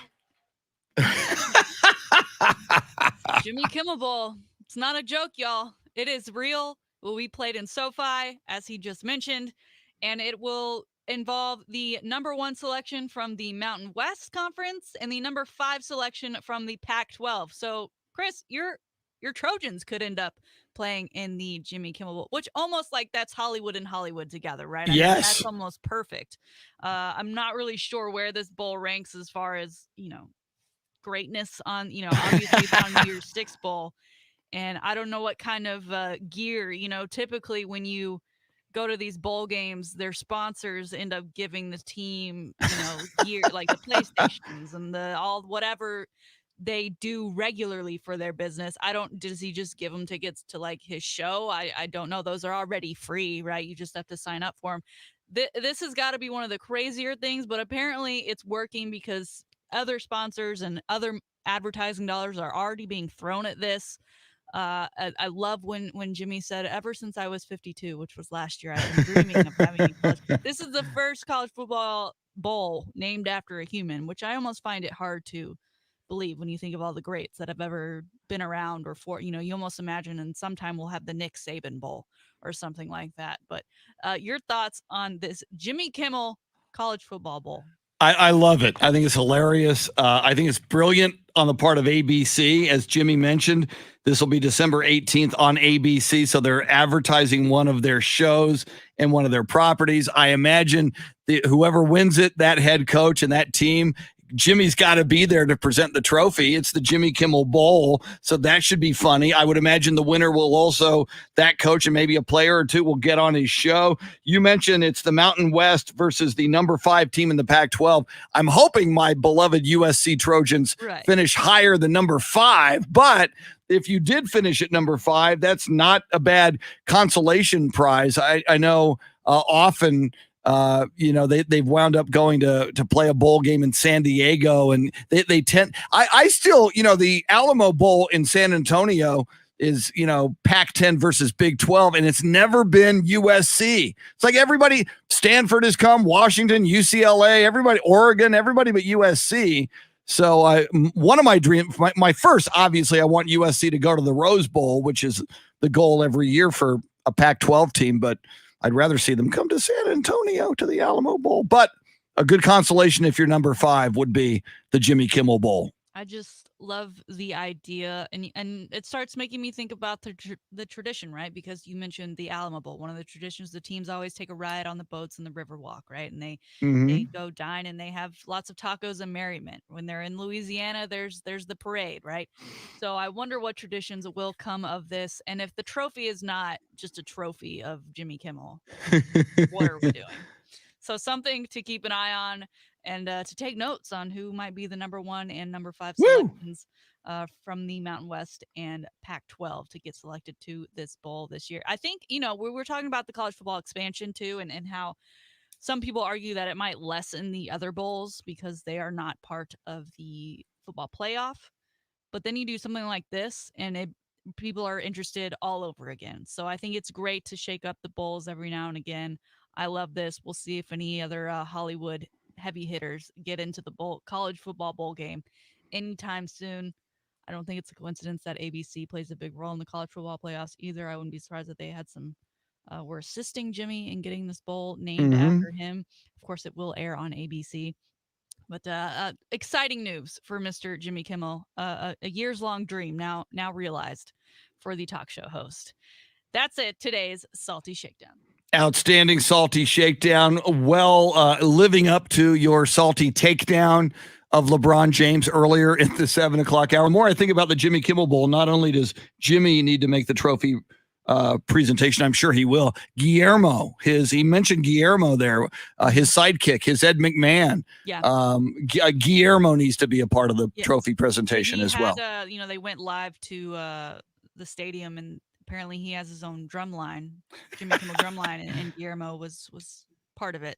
Beautiful. So I'm sure both will be very active in whatever festivities go on for this. That's going to be fun. Something to look forward to. December 18th, the Jimmy Kimmel Bowl. Coming up, something even more to look forward to, our U.S. Open draft.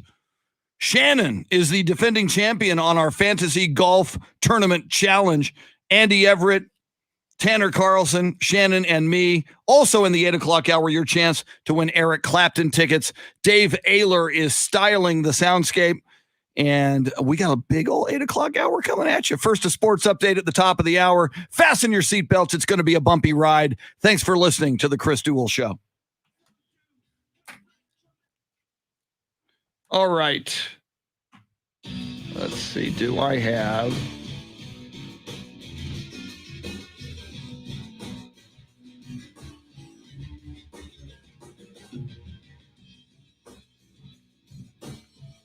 this.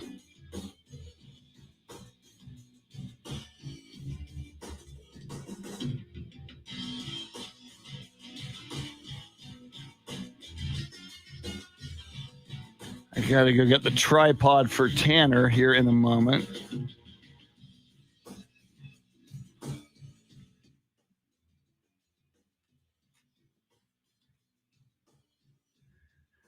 When Andy calls in, I'm assuming he's calling in.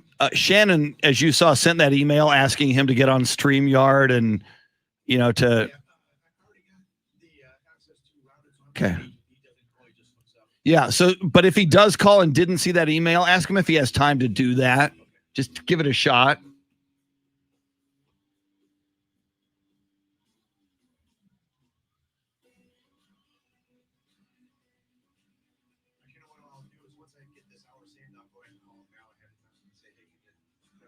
That's a great idea. Thanks for doing that.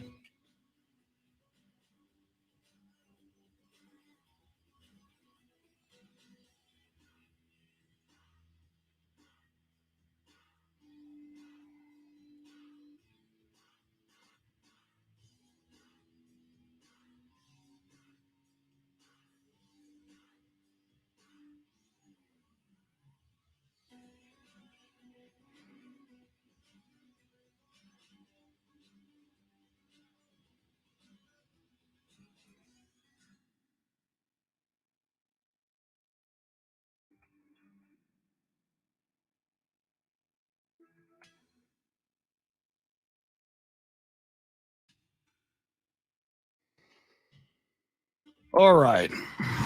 I'm going to go get the tripod for Mr. Tanner Carlson.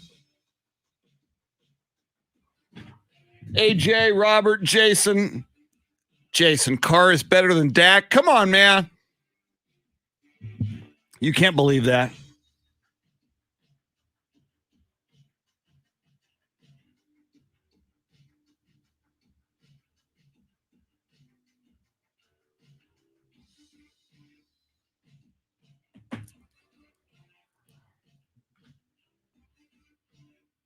Right. Let's see.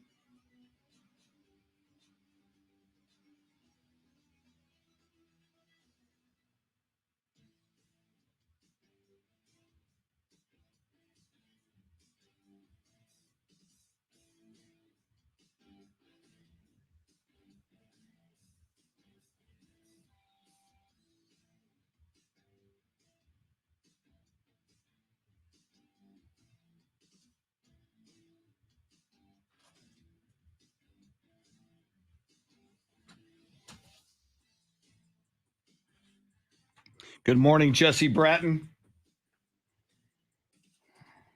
Hey, Chris. Yeah. I got Andy on the access. He says he can't get on StreamYard because he's having computer problems at home.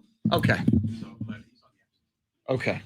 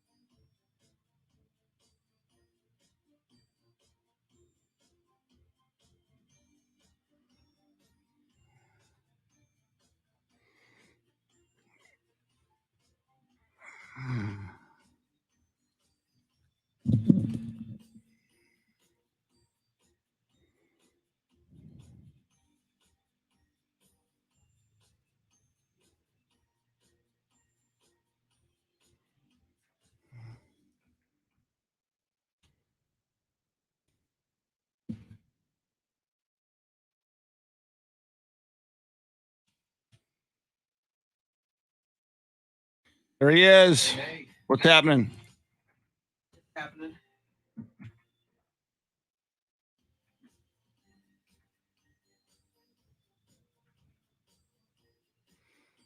Let's see. So do we have Andy doing this as well? We do. Okay, cool. He can't get on StreamYard for some reason.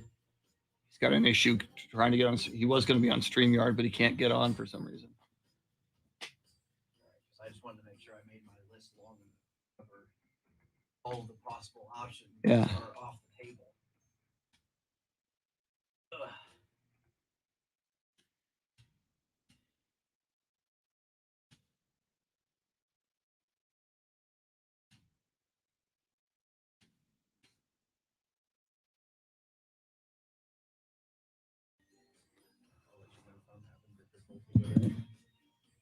Yeah, we're on. So I'm not sure what his maybe his local internet isn't ideal. I don't know. Let's see. Philly gonna Philly. Say what? Oh my God. Philly gonna Philly. 18 and then 26 in consecutive games that they blew. So they were up in game 4 too. Okay. Yeah. I couldn't remember which. Yeah, and it's apparently that is like some kind of an NBA record I read this morning to blow. No team has blown 2 18-point or more leads in consecutive games. Yeah, somebody. I read that Embiid and Simmons were the only player. Or no, Seth Curry and Embiid were the only 2 players to score in the fourth quarter. My God. And then the damn Clippers win. I hate that. Without Kawhi.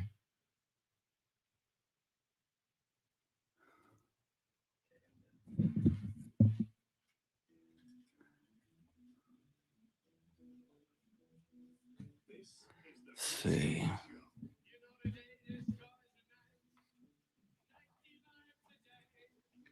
Your volume.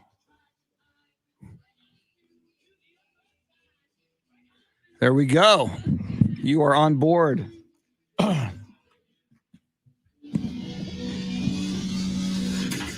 Now, Chris Duel. It is Friday. No, it's Thursday. It's our Friday because we start the weekend on Thursday. But for most people, it is Thursday, June 17th.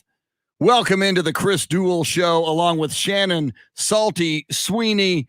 And in addition to all kinds of wild goings on in the NBA, they are getting underway at the U.S. Open Golf Tournament. This is day 1 at the Torrey Pines course in La Jolla, California. Defending champion Bryson DeChambeau. Of course, he and Brooks Koepka have been in the news, and we have been doing this, what we're about to do throughout our major golf tournaments, and that is have a 3-player draft among Shannon, myself, Tanner Carlson, who is in studio right now, and our resident golf guru, and the host of The Golf Show, Saturday mornings, 8 a.m. on Ticket 760. But if you're in Austin or anywhere around the world, you can catch that on the iHeartRadio app. Andy Everett. And before we welcome Andy in, we'll start with the dude in studio, Tanner Carlson. How are you today? I'm doing very, very well. I'm extremely excited for this weekend. And not only is it's Father's Day, correct? This weekend? That's right. It's Father's Day weekend. So happy Father's Day to all the great dads out there. I'm kind of I'm like half dad.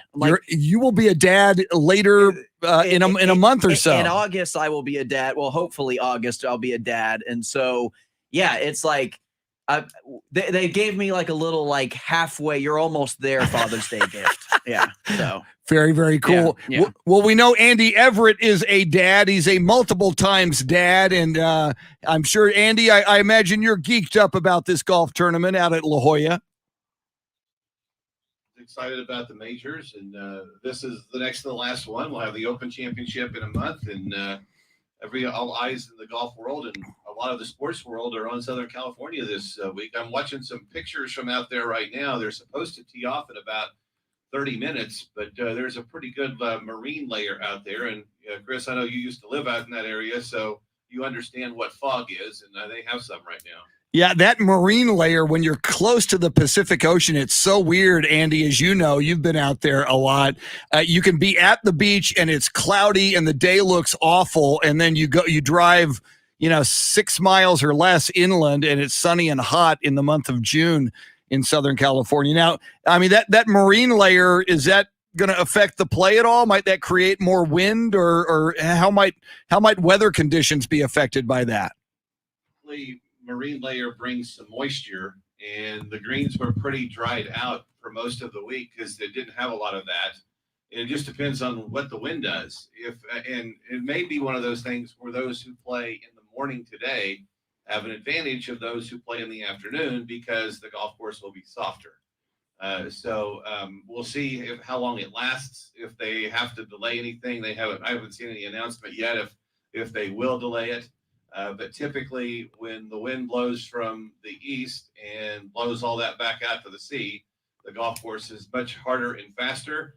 And when the wind blows from the west and blows the marine layer in, it's softer and not as fast. Now, Andy, it seems like all the news regarding golf for the last week and beyond has been the feud between Bryson DeChambeau and Brooks Koepka. Of course, Bryson DeChambeau is the defending champion of this U.S. Open tournament. You're being such a golf fan and reporter and analyst and player. Is it fair? I mean, when you hear all of these stories about Koepka and DeChambeau, do you roll your eyes or are you enjoying these as well? Well, I think Koepka always says what's on his mind, and Bryson never stops talking. He just will tell you, he'll chat up a wall if the wall will not talk back. And so it's kind of, I think it's a clash of personalities. Koepka kind of keeps to himself, but the one thing that I think Koepka doesn't like a lot is if other players are going to affect his game. And Bryson is a notoriously methodical, slow golfer. And I've had this discussion for a long time. And this all started years ago when sports psychologists got involved in golf, that they want players to go through a routine. Golf on the PGA Tour and professional tournaments is a very slow process. You're not just going to go out there and jump in a cart and play in 3 hours. Those Thursday and Friday rounds are going to take 5, sometimes 5.5 hours to play. And for a guy like Koepka that likes to stay in rhythm, he doesn't want it to be any longer than it has to be. And for guys like Bryson, they just embrace that and they go through these really slow, methodical routines. And then he has to, do a calculus equation in the fairway before every shot. And that can rub a lot of golfers who like to play quicker the wrong way. And that's where this feud started. And then I think Koepka thinks that Brooks is overanalyzing, or that Bryce is analyzing things, and then they just start the Twitter war from there. I don't think it's as big a deal as people make it out to be, but obviously the media's got something to run with, and I think both Brooks and Bryson realize, hey, they're talking about us, so it's the Jerry Jones theory. Just say something about me as long as you talk about me. I've heard things. I don't know how much you can give into this, but from what other people are saying about this, this is about as big of a story as peak Tiger Woods that PGA has had since peak Tiger Woods. Is that warranted at all? Do you give that any type of credibility, or is that just the media trying to blow this up and get more views? I think all of us that follow golf want another Tiger Woods like story, and it's certainly not as big as the scandal, and it's not as good, not as big as Tiger winning by the U.S. Open by 15 or dominating at St. Andrews or whatever the things he's ever done. I think the things that people don't understand about Tiger Woods is that people watch that don't even like sports because they were watching history. I don't think that non-golfers are watching the U.S. Open this week unless they happen to, fly by. If you're a basketball fan and golf is on, you're probably watching basketball. But if you were a basketball fan 15 years ago and golf was on and Tiger was in contention, you're at least stopping and watching golf. And I don't know that golf ever has before or ever will in the future have somebody that makes people change their television watching habits, whether they're a golfer, a sports fan, or neither. U.S. Open is getting underway this morning in La Jolla at Torrey Pines. We're talking about it with Andy Everett in a few minutes. We will each draft 3 players. Andy, Shannon and I were talking about it. I think yesterday was Phil Mickelson's birthday. He made history, winning a big tournament at 50 just a few weeks ago. Now he turns 51 just in time for the U.S. Open. And I'm hearing some people say he may be a guy to keep an eye on in this tournament. What do you think of Phil Mickelson's chances this weekend? His advantages, I think, are he lives 10 miles from there, so he can sleep in his own bed and eat his own food and not have to worry about being on the road again. He's played the golf course multiple times. I think he's very familiar with it.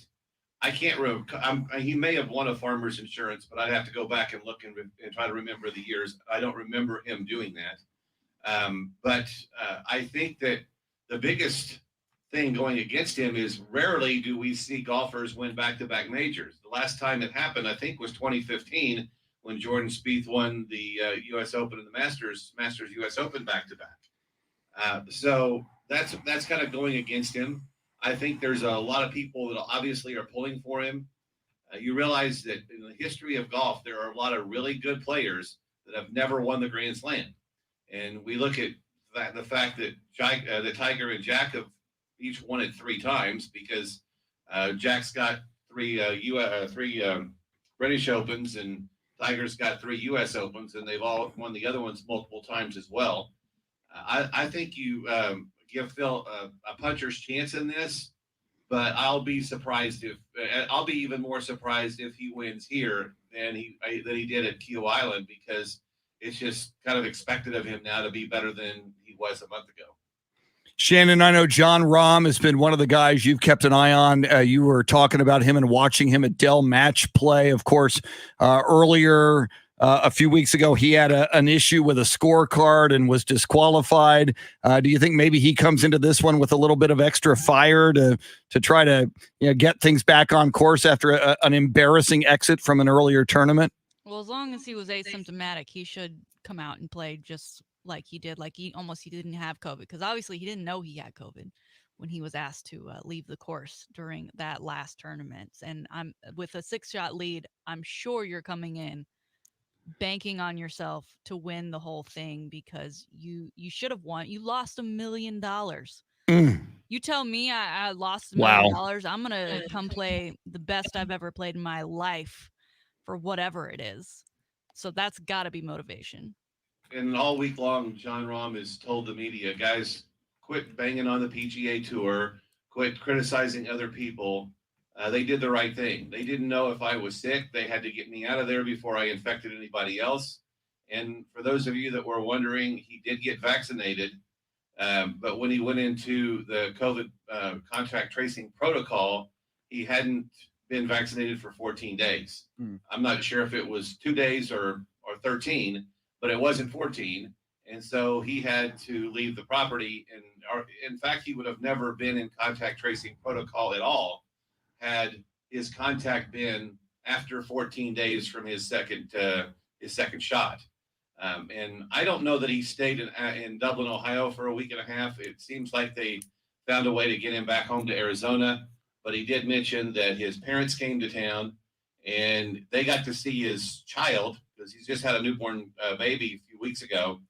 They got to see his child, but he couldn't be present because he didn't want to give it to his child if he was positive or sick. And he had to kind of, I guess, quarantine in a guest house or something. He could see his mom because his mom was vaccinated, but he couldn't talk to his dad for a couple of weeks in person because he wasn't. And so there was some other emotional things going on with Ron, but I think he's ready to play this week. My goodness, what a strange time in the world of sports. John Rahm and the PGA, Chris Paul. Thing right now because apparently Chris Paul's been vaccinated. So between now and game 1 or 2 or whatever, should he test negative twice, then he should be cleared to play. And so it could be a false positive. It could be he could have had it. I think we're going to see a lot of that. But if you've been past the 14-day window, they would never test you to let you know that you do have it unless you become symptomatic, and that's to rule that out. And I think we're going to see that in the NFL this year. The NFL announced yesterday that if you're vaccinated, you're fine. We're not going to test you unless you show signs of being sick. But if you're not vaccinated and you're a player, a coach, or a staff member, not only are we going to test you every day, you're not going to travel with the team. So I think every player in the NFL will most likely get vaccinated or they're going to have a hard time getting to the games. And if they don't show up at the games, they're going to get fined and they're going to have to get to the games on their own. But as long as you get vaccinated and you're out of that 2-week window, unless you're sick, they're never going to test you, even if you do come in contact with someone. Before we dive into this draft, I just want to ask you, Tanner, we've talked about some storylines already. Obviously, Brooks Koepka and Bryson DeChambeau, Phil Mickelson, John Rahm, any other player or any other storyline that really has captured your attention for this weekend? Well, Spieth struggled in the tournament that he played in a couple of weeks ago, but then he took a week off. And then now he's kind of dealing with a little bit of an ankle injury or something that's kind of hampering him a little bit. So I just don't know really with Spieth what he's going to do. I don't know how he's going to play or how he's going to show up, if he's going to be ready, if he's going to be healthy. I don't know how his practice rounds have gone this week. So I think that'll be interesting early in his round today. I think it's like 3:30, something along those lines of when he tees off today. I'll be interested to see kind of how his front nine goes and then how he finishes the day off if that injury is going to hamper his play at all. But that's going to be, with my guy being Spieth, he's going to be the guy that I'm watching, especially with that injury. And Andy, as we get ready to draft 3 players each, Shannon Salty Sweeney is the defending champion. She won the last tournament. Have you lost sleep at night knowing that she embarrassed the 3 of us? No, not really. Just checking on that. All right. I'll tell you why. Golf is unlike any other sport when you're doing these picks, because there's a guy named Garrick Higo. Now, I'm not telling you to pick him or not pick him, but he won last week on the PGA. I'm picking him. And he barely got in the golf tournament. So here's a guy that's not even ranked, basically, and he wins a PGA Tour event and beats Dustin Johnson, who's the #1 player in the world, or up there somewhere. So it's not like, some random Division II school beating Duke in a basketball game. Every one of these guys is pretty good, and if they get on a roll, they can win. Excellent point from Andy. There is no science to this. Yes. There is no science. Thank God. That's my only hope, is that there is no science to this. And an idiot like me has a shot at this. So, all right, we got to figure out, Shannon, Andy, Tanner, what's our draft order? Since Shannon's the defending champion, so say again. Okay, so we'll go Shannon 1.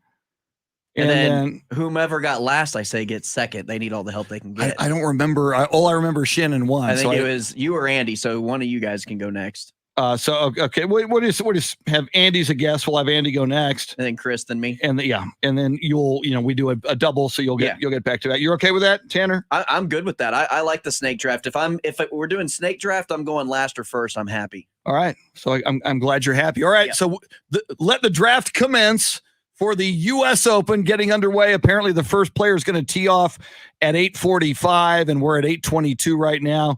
Shannon, you are the defending champion. You have the honors with pick number 1. I'm going to go chalk and take John Rahm. Wow, John Rahm. Bold pick. And she didn't even hesitate. None She's confident. whatsoever. All right. 10-1 odds. Woo. Andy Everett with pick number 2. Brooks Koepka. Let's see. God, you're all expecting me to pick Bryson DeChambeau, so I'm not. In fact, gosh, do I want to go Spieth? You raised too many question marks. I'm going to go with Tony Finau. Okay. Who has made some noise in San Antonio before at the Valero Texas Open. Let me write down Finau. All right, Tanner, you are up with pick number 4. If anyone is due a win, it's Finau, in my opinion. He's just so close so often that he's way past due on a big win, especially a major. I'm gonna take your guy. I'm going Bryson DeChambeau. I'm going with the defending champ. And then I guess I get the next pick too. You get the next one. So I'm gonna go with the world's number 1. I'm gonna go Dustin Johnson. Dustin Johnson. Okay. You know, he hasn't been great recently, but I think last week I think kind of got him going a little bit, and so I think he is on a good enough roll to where he's going to perform very well this weekend. Let's see. I'm next. I better hurry up, or we're going to run out of segment. I'm going to go with Patrick Cantlay. Patrick Cantlay. He was next on my list. Let me make sure I write that down. All right, Andy. All right, Xander Schauffele for Andy with pick number 7 in round 2. Shannon, your second pick number 8 overall in round 2. I hate it, but I'm going to go Patrick Reed. I never want to cheer for this man, but he's been playing really well, and he shows up in majors. Why don't you like Patrick Reed, Shannon? See, this is how I know you don't watch golf, because everyone hates Patrick Reed. It's hard to root for the guy. He's kind of wow. The Aaron Rodgers of the PGA. Piece of work. That's funny. Yeah, he's also the guy that wears the green jacket after he wins the Masters. He wears it going through a McDonald's drive-through. He's that guy. That or was it Chick-fil-A? Yeah. Or just every drive-through. He just went to every drive-through. Well, he's a fast food guy. Oh, all right, Shannon, you get the 9th pick as well. I gotta go with this guy because when I didn't pick him, I should have, and then last time I rebounded, I picked him, so I'm gonna go with him again. Justin Rose. Justin Rose.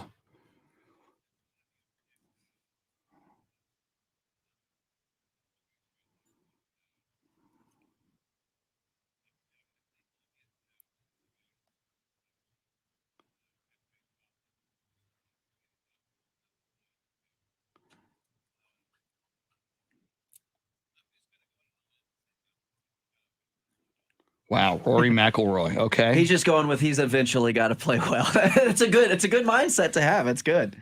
I'm actually, and of course, I'm cheating because I don't know nearly as much about golf as the three of you. So I'm looking at a CBS Golf website, and a writer named Kyle Boone picks Colin Morikawa to win. So I'm going to cheat and go to an expert who picked him, and I'm going to go Colin Morikawa to win. That'll be my third and final pick. Wow, y'all are leaving us with Tanner. Y'all are going to leave me Spieth on the table with the last pick? Come on, man.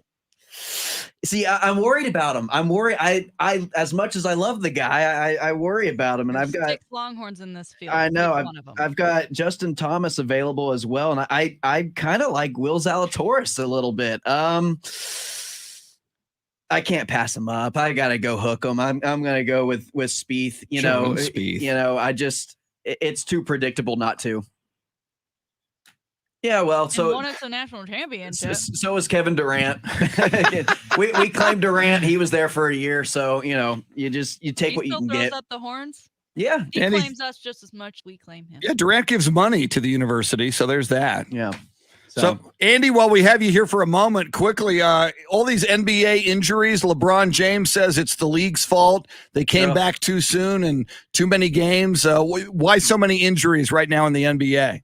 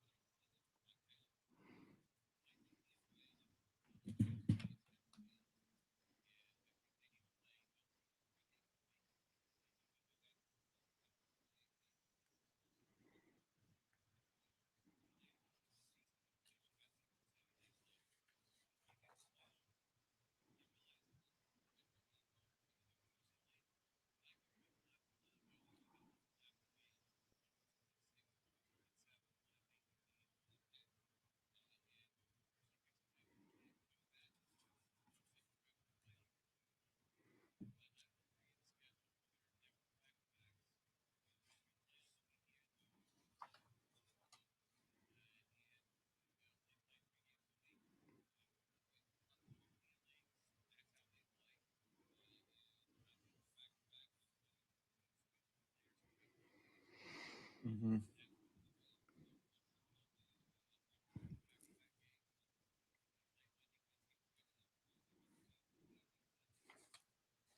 Andy Everett just fixed the NBA. Hopefully, Adam Silver is listening. Andy hosts because of that darn marine layer that you started us out with at the top of the segment. You were I'm you were blaming all Duel over the for that weather. one. That's Duel's fault for Andy being Everett, from California. Exactly. Andy hosts the golf show on Ticket 760. Lots of U.S. Open coverage this Saturday, 8 a.m. Even if you're not in San Antonio, go catch it on the iHeartRadio app. Tanner Carlson, a great follow on Twitter as well, at Tanner Carlson 20. Shannon Salty, Sweeney, and I will be back with your chance to win Eric Clapton tickets next. Don't go anywhere. You're listening to The Chris Duel Show. Cool. Outstanding, sir. I didn't want to take Spieth, actually. I almost took him. But I was like, well, if y'all are going to just give him to me at the last pick, what do I got to lose? Right. Watch him win now. That'd be hilarious. Yeah. If you were on the fence about him and he was the last pick. Well, I did the same thing with, even though it was going to be kind of funny and I had no expectation of Phil winning, I was like, you know what, I might just take Phil. I was even on the fence last time, so I was like, you know what, why not? I'll just do it. Like Everett said, there's no science to this. There's no, it's anybody's game. All it takes is for one guy to get hot. Yeah. They either ruin everything. And I don't think any of us have yet picked an actual winner. That would be cool. No, we haven't gotten an actual winner. Yeah, so we'll see if that happens. A lot of favorites this week. This week, I don't think any of us really was like, well, I've got a gut feeling about Yeah. so-and-so. Yeah, Jimmy Walker, which was one of my picks. Right. I think we've all kind of got favorites that should play very well. Yeah. Weekend, so. Cool. Right, man. That was fun. Yeah. Thanks, sir. I'll talk to you this weekend, and I'll see you next week. Okay. Thanks so much. Let's see.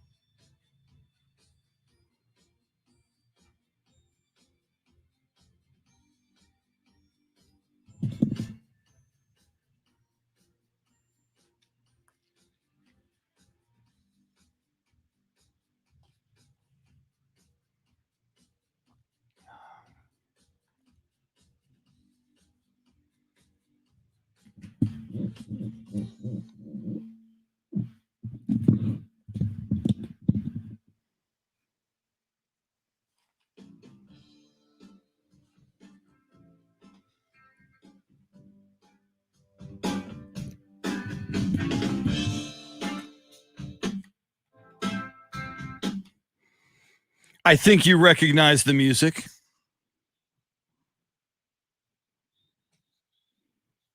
Chris Duel show with Shannon Salty Sweeney. Shannon, do you recognize the music? I don't. I'm going to assume it's Eric Clapton, though. You assume correctly. So whether you recognize it or not, you did assume correctly. And that's all that matters. Eric Clapton, submitted for your approval by soundscape stylist Mr. Dave Ayler. And Shannon, we didn't get this in during the PGA U.S. Open draft that we just completed with Andy Everett and Tanner Carlson, but we're doing it now. We're giving away yet another pair of tickets to see Mr. Eric Clapton perform at the Frank Irwin Center in Austin this coming September 15th. I leave it up to you. What caller should we take? And remind us of the phone number when you choose what caller is going to get lucky. Let's go caller number 5 to 1-800-707-9760. Caller 5 will win tickets to see Eric Clapton in Austin at the Frank Irwin Center September 15th. 1-800-707-9760. Caller 5. Good luck. Phone lines lighting up. Now look at this. I see two. We got caller ID on line 4 and 5. It showed up with the same name. So some dude is on two separate phones with the same name. Okay. Henry, we see you. We see what you're doing there. We'll see if that works out. Some breaking tennis news that has happened this morning during the show. Rafael Nadal has tweeted out that he won't play at Wimbledon or the Tokyo Olympics. In a series of tweets, I'll read a couple of them to you real quick. Rafael Nadal this morning tweets, "Hi all, I have decided not to participate at this year's championships at Wimbledon and the Olympic Games in Tokyo. It's never an easy decision to make, but after listening to my body and discussing it with my team, I understand that it's the right decision. The goal is to prolong my career and continue to do what makes me happy. That is to compete at the highest level and keep fighting for those professional and personal goals at the maximum level of competition." Rafael Nadal is 35 years old, a 13-time Wimbledon champion. So I guess that's pretty big tennis news there, Shannon. Yeah, I don't know about his injury history, but yeah, you've won it 13 times. So, he may have other tournaments he'd rather win now at this point. So good for him. And for releasing it and saying it now, I think it's great for him. I don't know. It's probably great if you're a competitor of his. Yeah. A guy that's almost a shoe-in. That's true. Yeah, if you're going to Wimbledon and you have a shot, to know that Nadal is out kind of helps your outlook a little bit. And then something else we haven't gotten to yet, Shannon, and I know it was on your radar and on some of your show notes and show prep for this morning's show. RG3, Robert Griffin III, the pride of Copperas Cove, Texas, and Baylor University. Apparently, he's looking for a gig beyond football. Yeah, he hasn't officially announced his retirement. He's been, a backup for these past couple of years, ever since he had that injury with the Washington football team. He just was never the same. I find this interesting because the reports say he had great audition tapes, which, okay. But he's not a likable guy.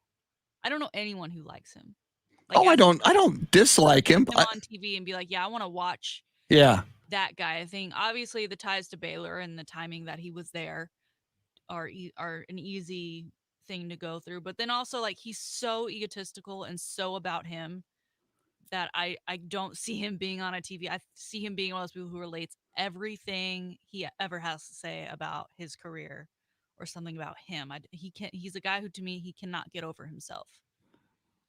And again, into choices either, just get from me. No, thank you. Changing the channel. Well, yeah, and just to let people know, he has auditioned for ESPN and Fox, so that's what we're talking about. Yeah. Is his auditioning? Retired former players on all these platforms. Well, and didn't Jason Witten teach us a lesson? School for broadcasting. Just saying. Yeah, I've never disliked. I mean, you seem to vehemently dislike him. I've seen interviews with him post-game interviews, and he just never struck me as a great communicator. I mean, I haven't really picked up on his egotism and it's all about me and, being a little cocky. I haven't picked up on that. Maybe I haven't looked closely enough, but I never either. There's some people like Brady Quinn is on before us lately nationally on Outkick the Coverage now that I like him. Yeah.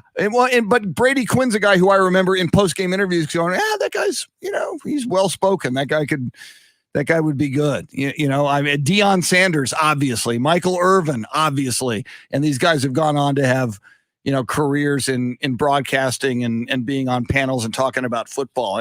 I've never gotten that vibe from Robert Griffin III. So when he won the Heisman, right? And then Baylor built this new stadium and they have a statue of him out there, and he was there for the reveal, and then he was going to lead the stadium in prayer before the game. And he goes out there and he's introduced, and then he stands there for forever to take in the applause and is doing the thing. Like he's going to start talking. Like, you're there for the prayer, and here you are making it as much about you as possible. But what if the adoring fans were so loud that he had to wait for them to calm down a little bit?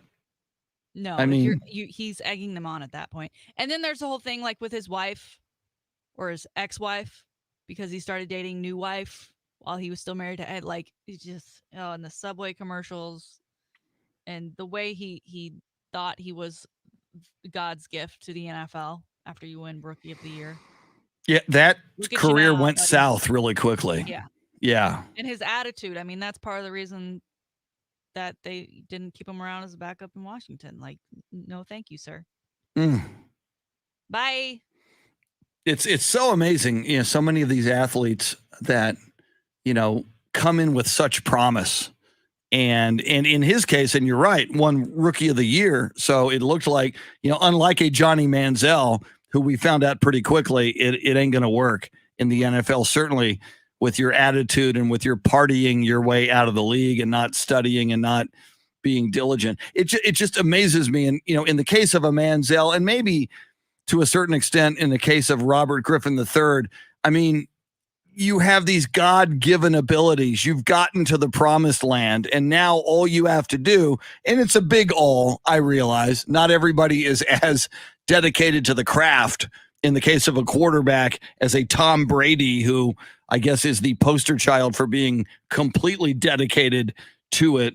But my God, to get there and to have that opportunity that so many people would kill or give anything for, and to certainly in the case of Johnny Manziel to squander that opportunity is I think ultimately tragic, because I think at that time in your life when you're just 22 or 23 or 24 and all things have been going your way for so long, I don't think you capture or grasp the reality that this is all going to go away soon. And once it's really gone, there's no coming back. When you wake up in your 30s, and you've squandered this opportunity in your early 20s, nobody's going to give you another opportunity. And at a certain point, your body will not allow you the opportunity. I think that it becomes very tragic if they wake up one day and go, man, I had the shot and I blew the opportunity. I mean, a lot of them are treated a certain way, right? When they're in college and they're the man on campus and they walk around like they're God's gift. And to some people they are. And then they get to the NFL and they're just like everyone else, or even less than. And you give a guy like Robert Griffin III, the Rookie of the Year, then he is like, oh, I'm still God's gift. And that attitude never goes away. And unfortunately for him, that ended up being his downfall to go along with the injury. But the injury was not the only thing for RG3. Again, I'm not watching RG3 anything. And it's going to be very interesting now, because clearly this is what he wants. And it's interesting that you say that people who have seen the RG3 audition tapes for Fox and for ESPN say he's good. So whether or not he gets it, but if he doesn't get it, then what do you do if you're RG3? It's going to be interesting to see his life after Baylor football. And get paid to make appearances. Maybe, yeah. I mean, is that kind of what Vince? What is Vince Young's position these days? He did. He was there last week, right? When when the Manning Yeah. kid was there. I mean, Arch Manning. his original job that he got demoted from to being part-time and then was fired from was basically a guy who to try and help diversify and educate and bring in other students to the campus and try and basically a recruiter of sorts for the school. And now I think he's more in the athletic department. But at the end of the day, he's really just paid to be Vince Young and show up and be Vince Young. And there's nothing wrong with that. If I could make a living showing up and being me, sign me up. I would do that in a heartbeat. Absolutely. 100% committed. It's not a bad thing. No. But No. you still have to do it if you're going to say you're going to do it. Yeah. For a lot of these guys, that's still the problem. My they goodness. show up and again, they think they're God's gift and don't interact the way that they're meant to with these people. They are on your level. You are not above them. All right.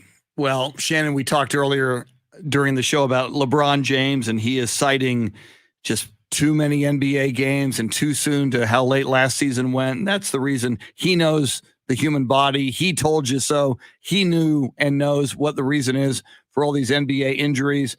Led us to our poll question today.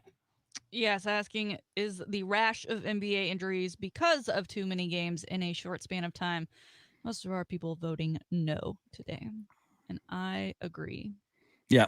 67% saying no, 33% saying yes. So the vast majority of our listeners not agreeing with Mr. LeBron James. Yeah. And of the votes, I would say that we may have an actual doctor in there who voted. Unlike Mr. LeBron, who just pretends to be one on TV, I guess. Yeah. LeBron. Man, how is he going to behave if that movie tanks? If He'll spin it somehow. Yeah. Game tonight in the NBA, an elimination game for the Milwaukee Bucks. The Brooklyn Nets lead the series 3-2. That'll be a 7:30 game on ESPN. Oh, and I didn't get to this, Shannon. I meant to. Woe is me. My bad. Jose Altuve.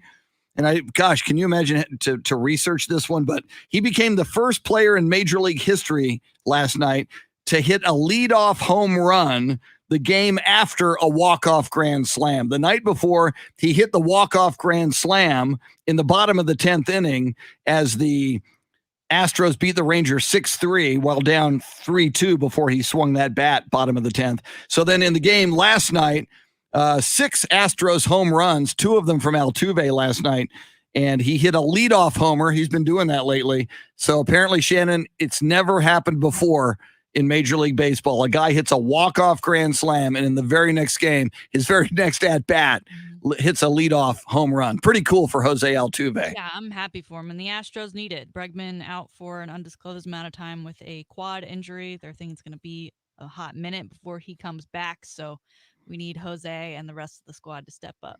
Yeah, and because Oakland keeps winning. Oakland's won 6 in a row. A's have a 2.5-game lead in the AL West. Astros will open a 4-game series against the Chicago White Sox starting tonight at Minute Maid Park. Shannon, outstanding. Your takedown of LeBron James was legendary in the 7 o'clock hour. Oh, thank you. Let's hope he stays quiet so I don't have to work myself up tomorrow.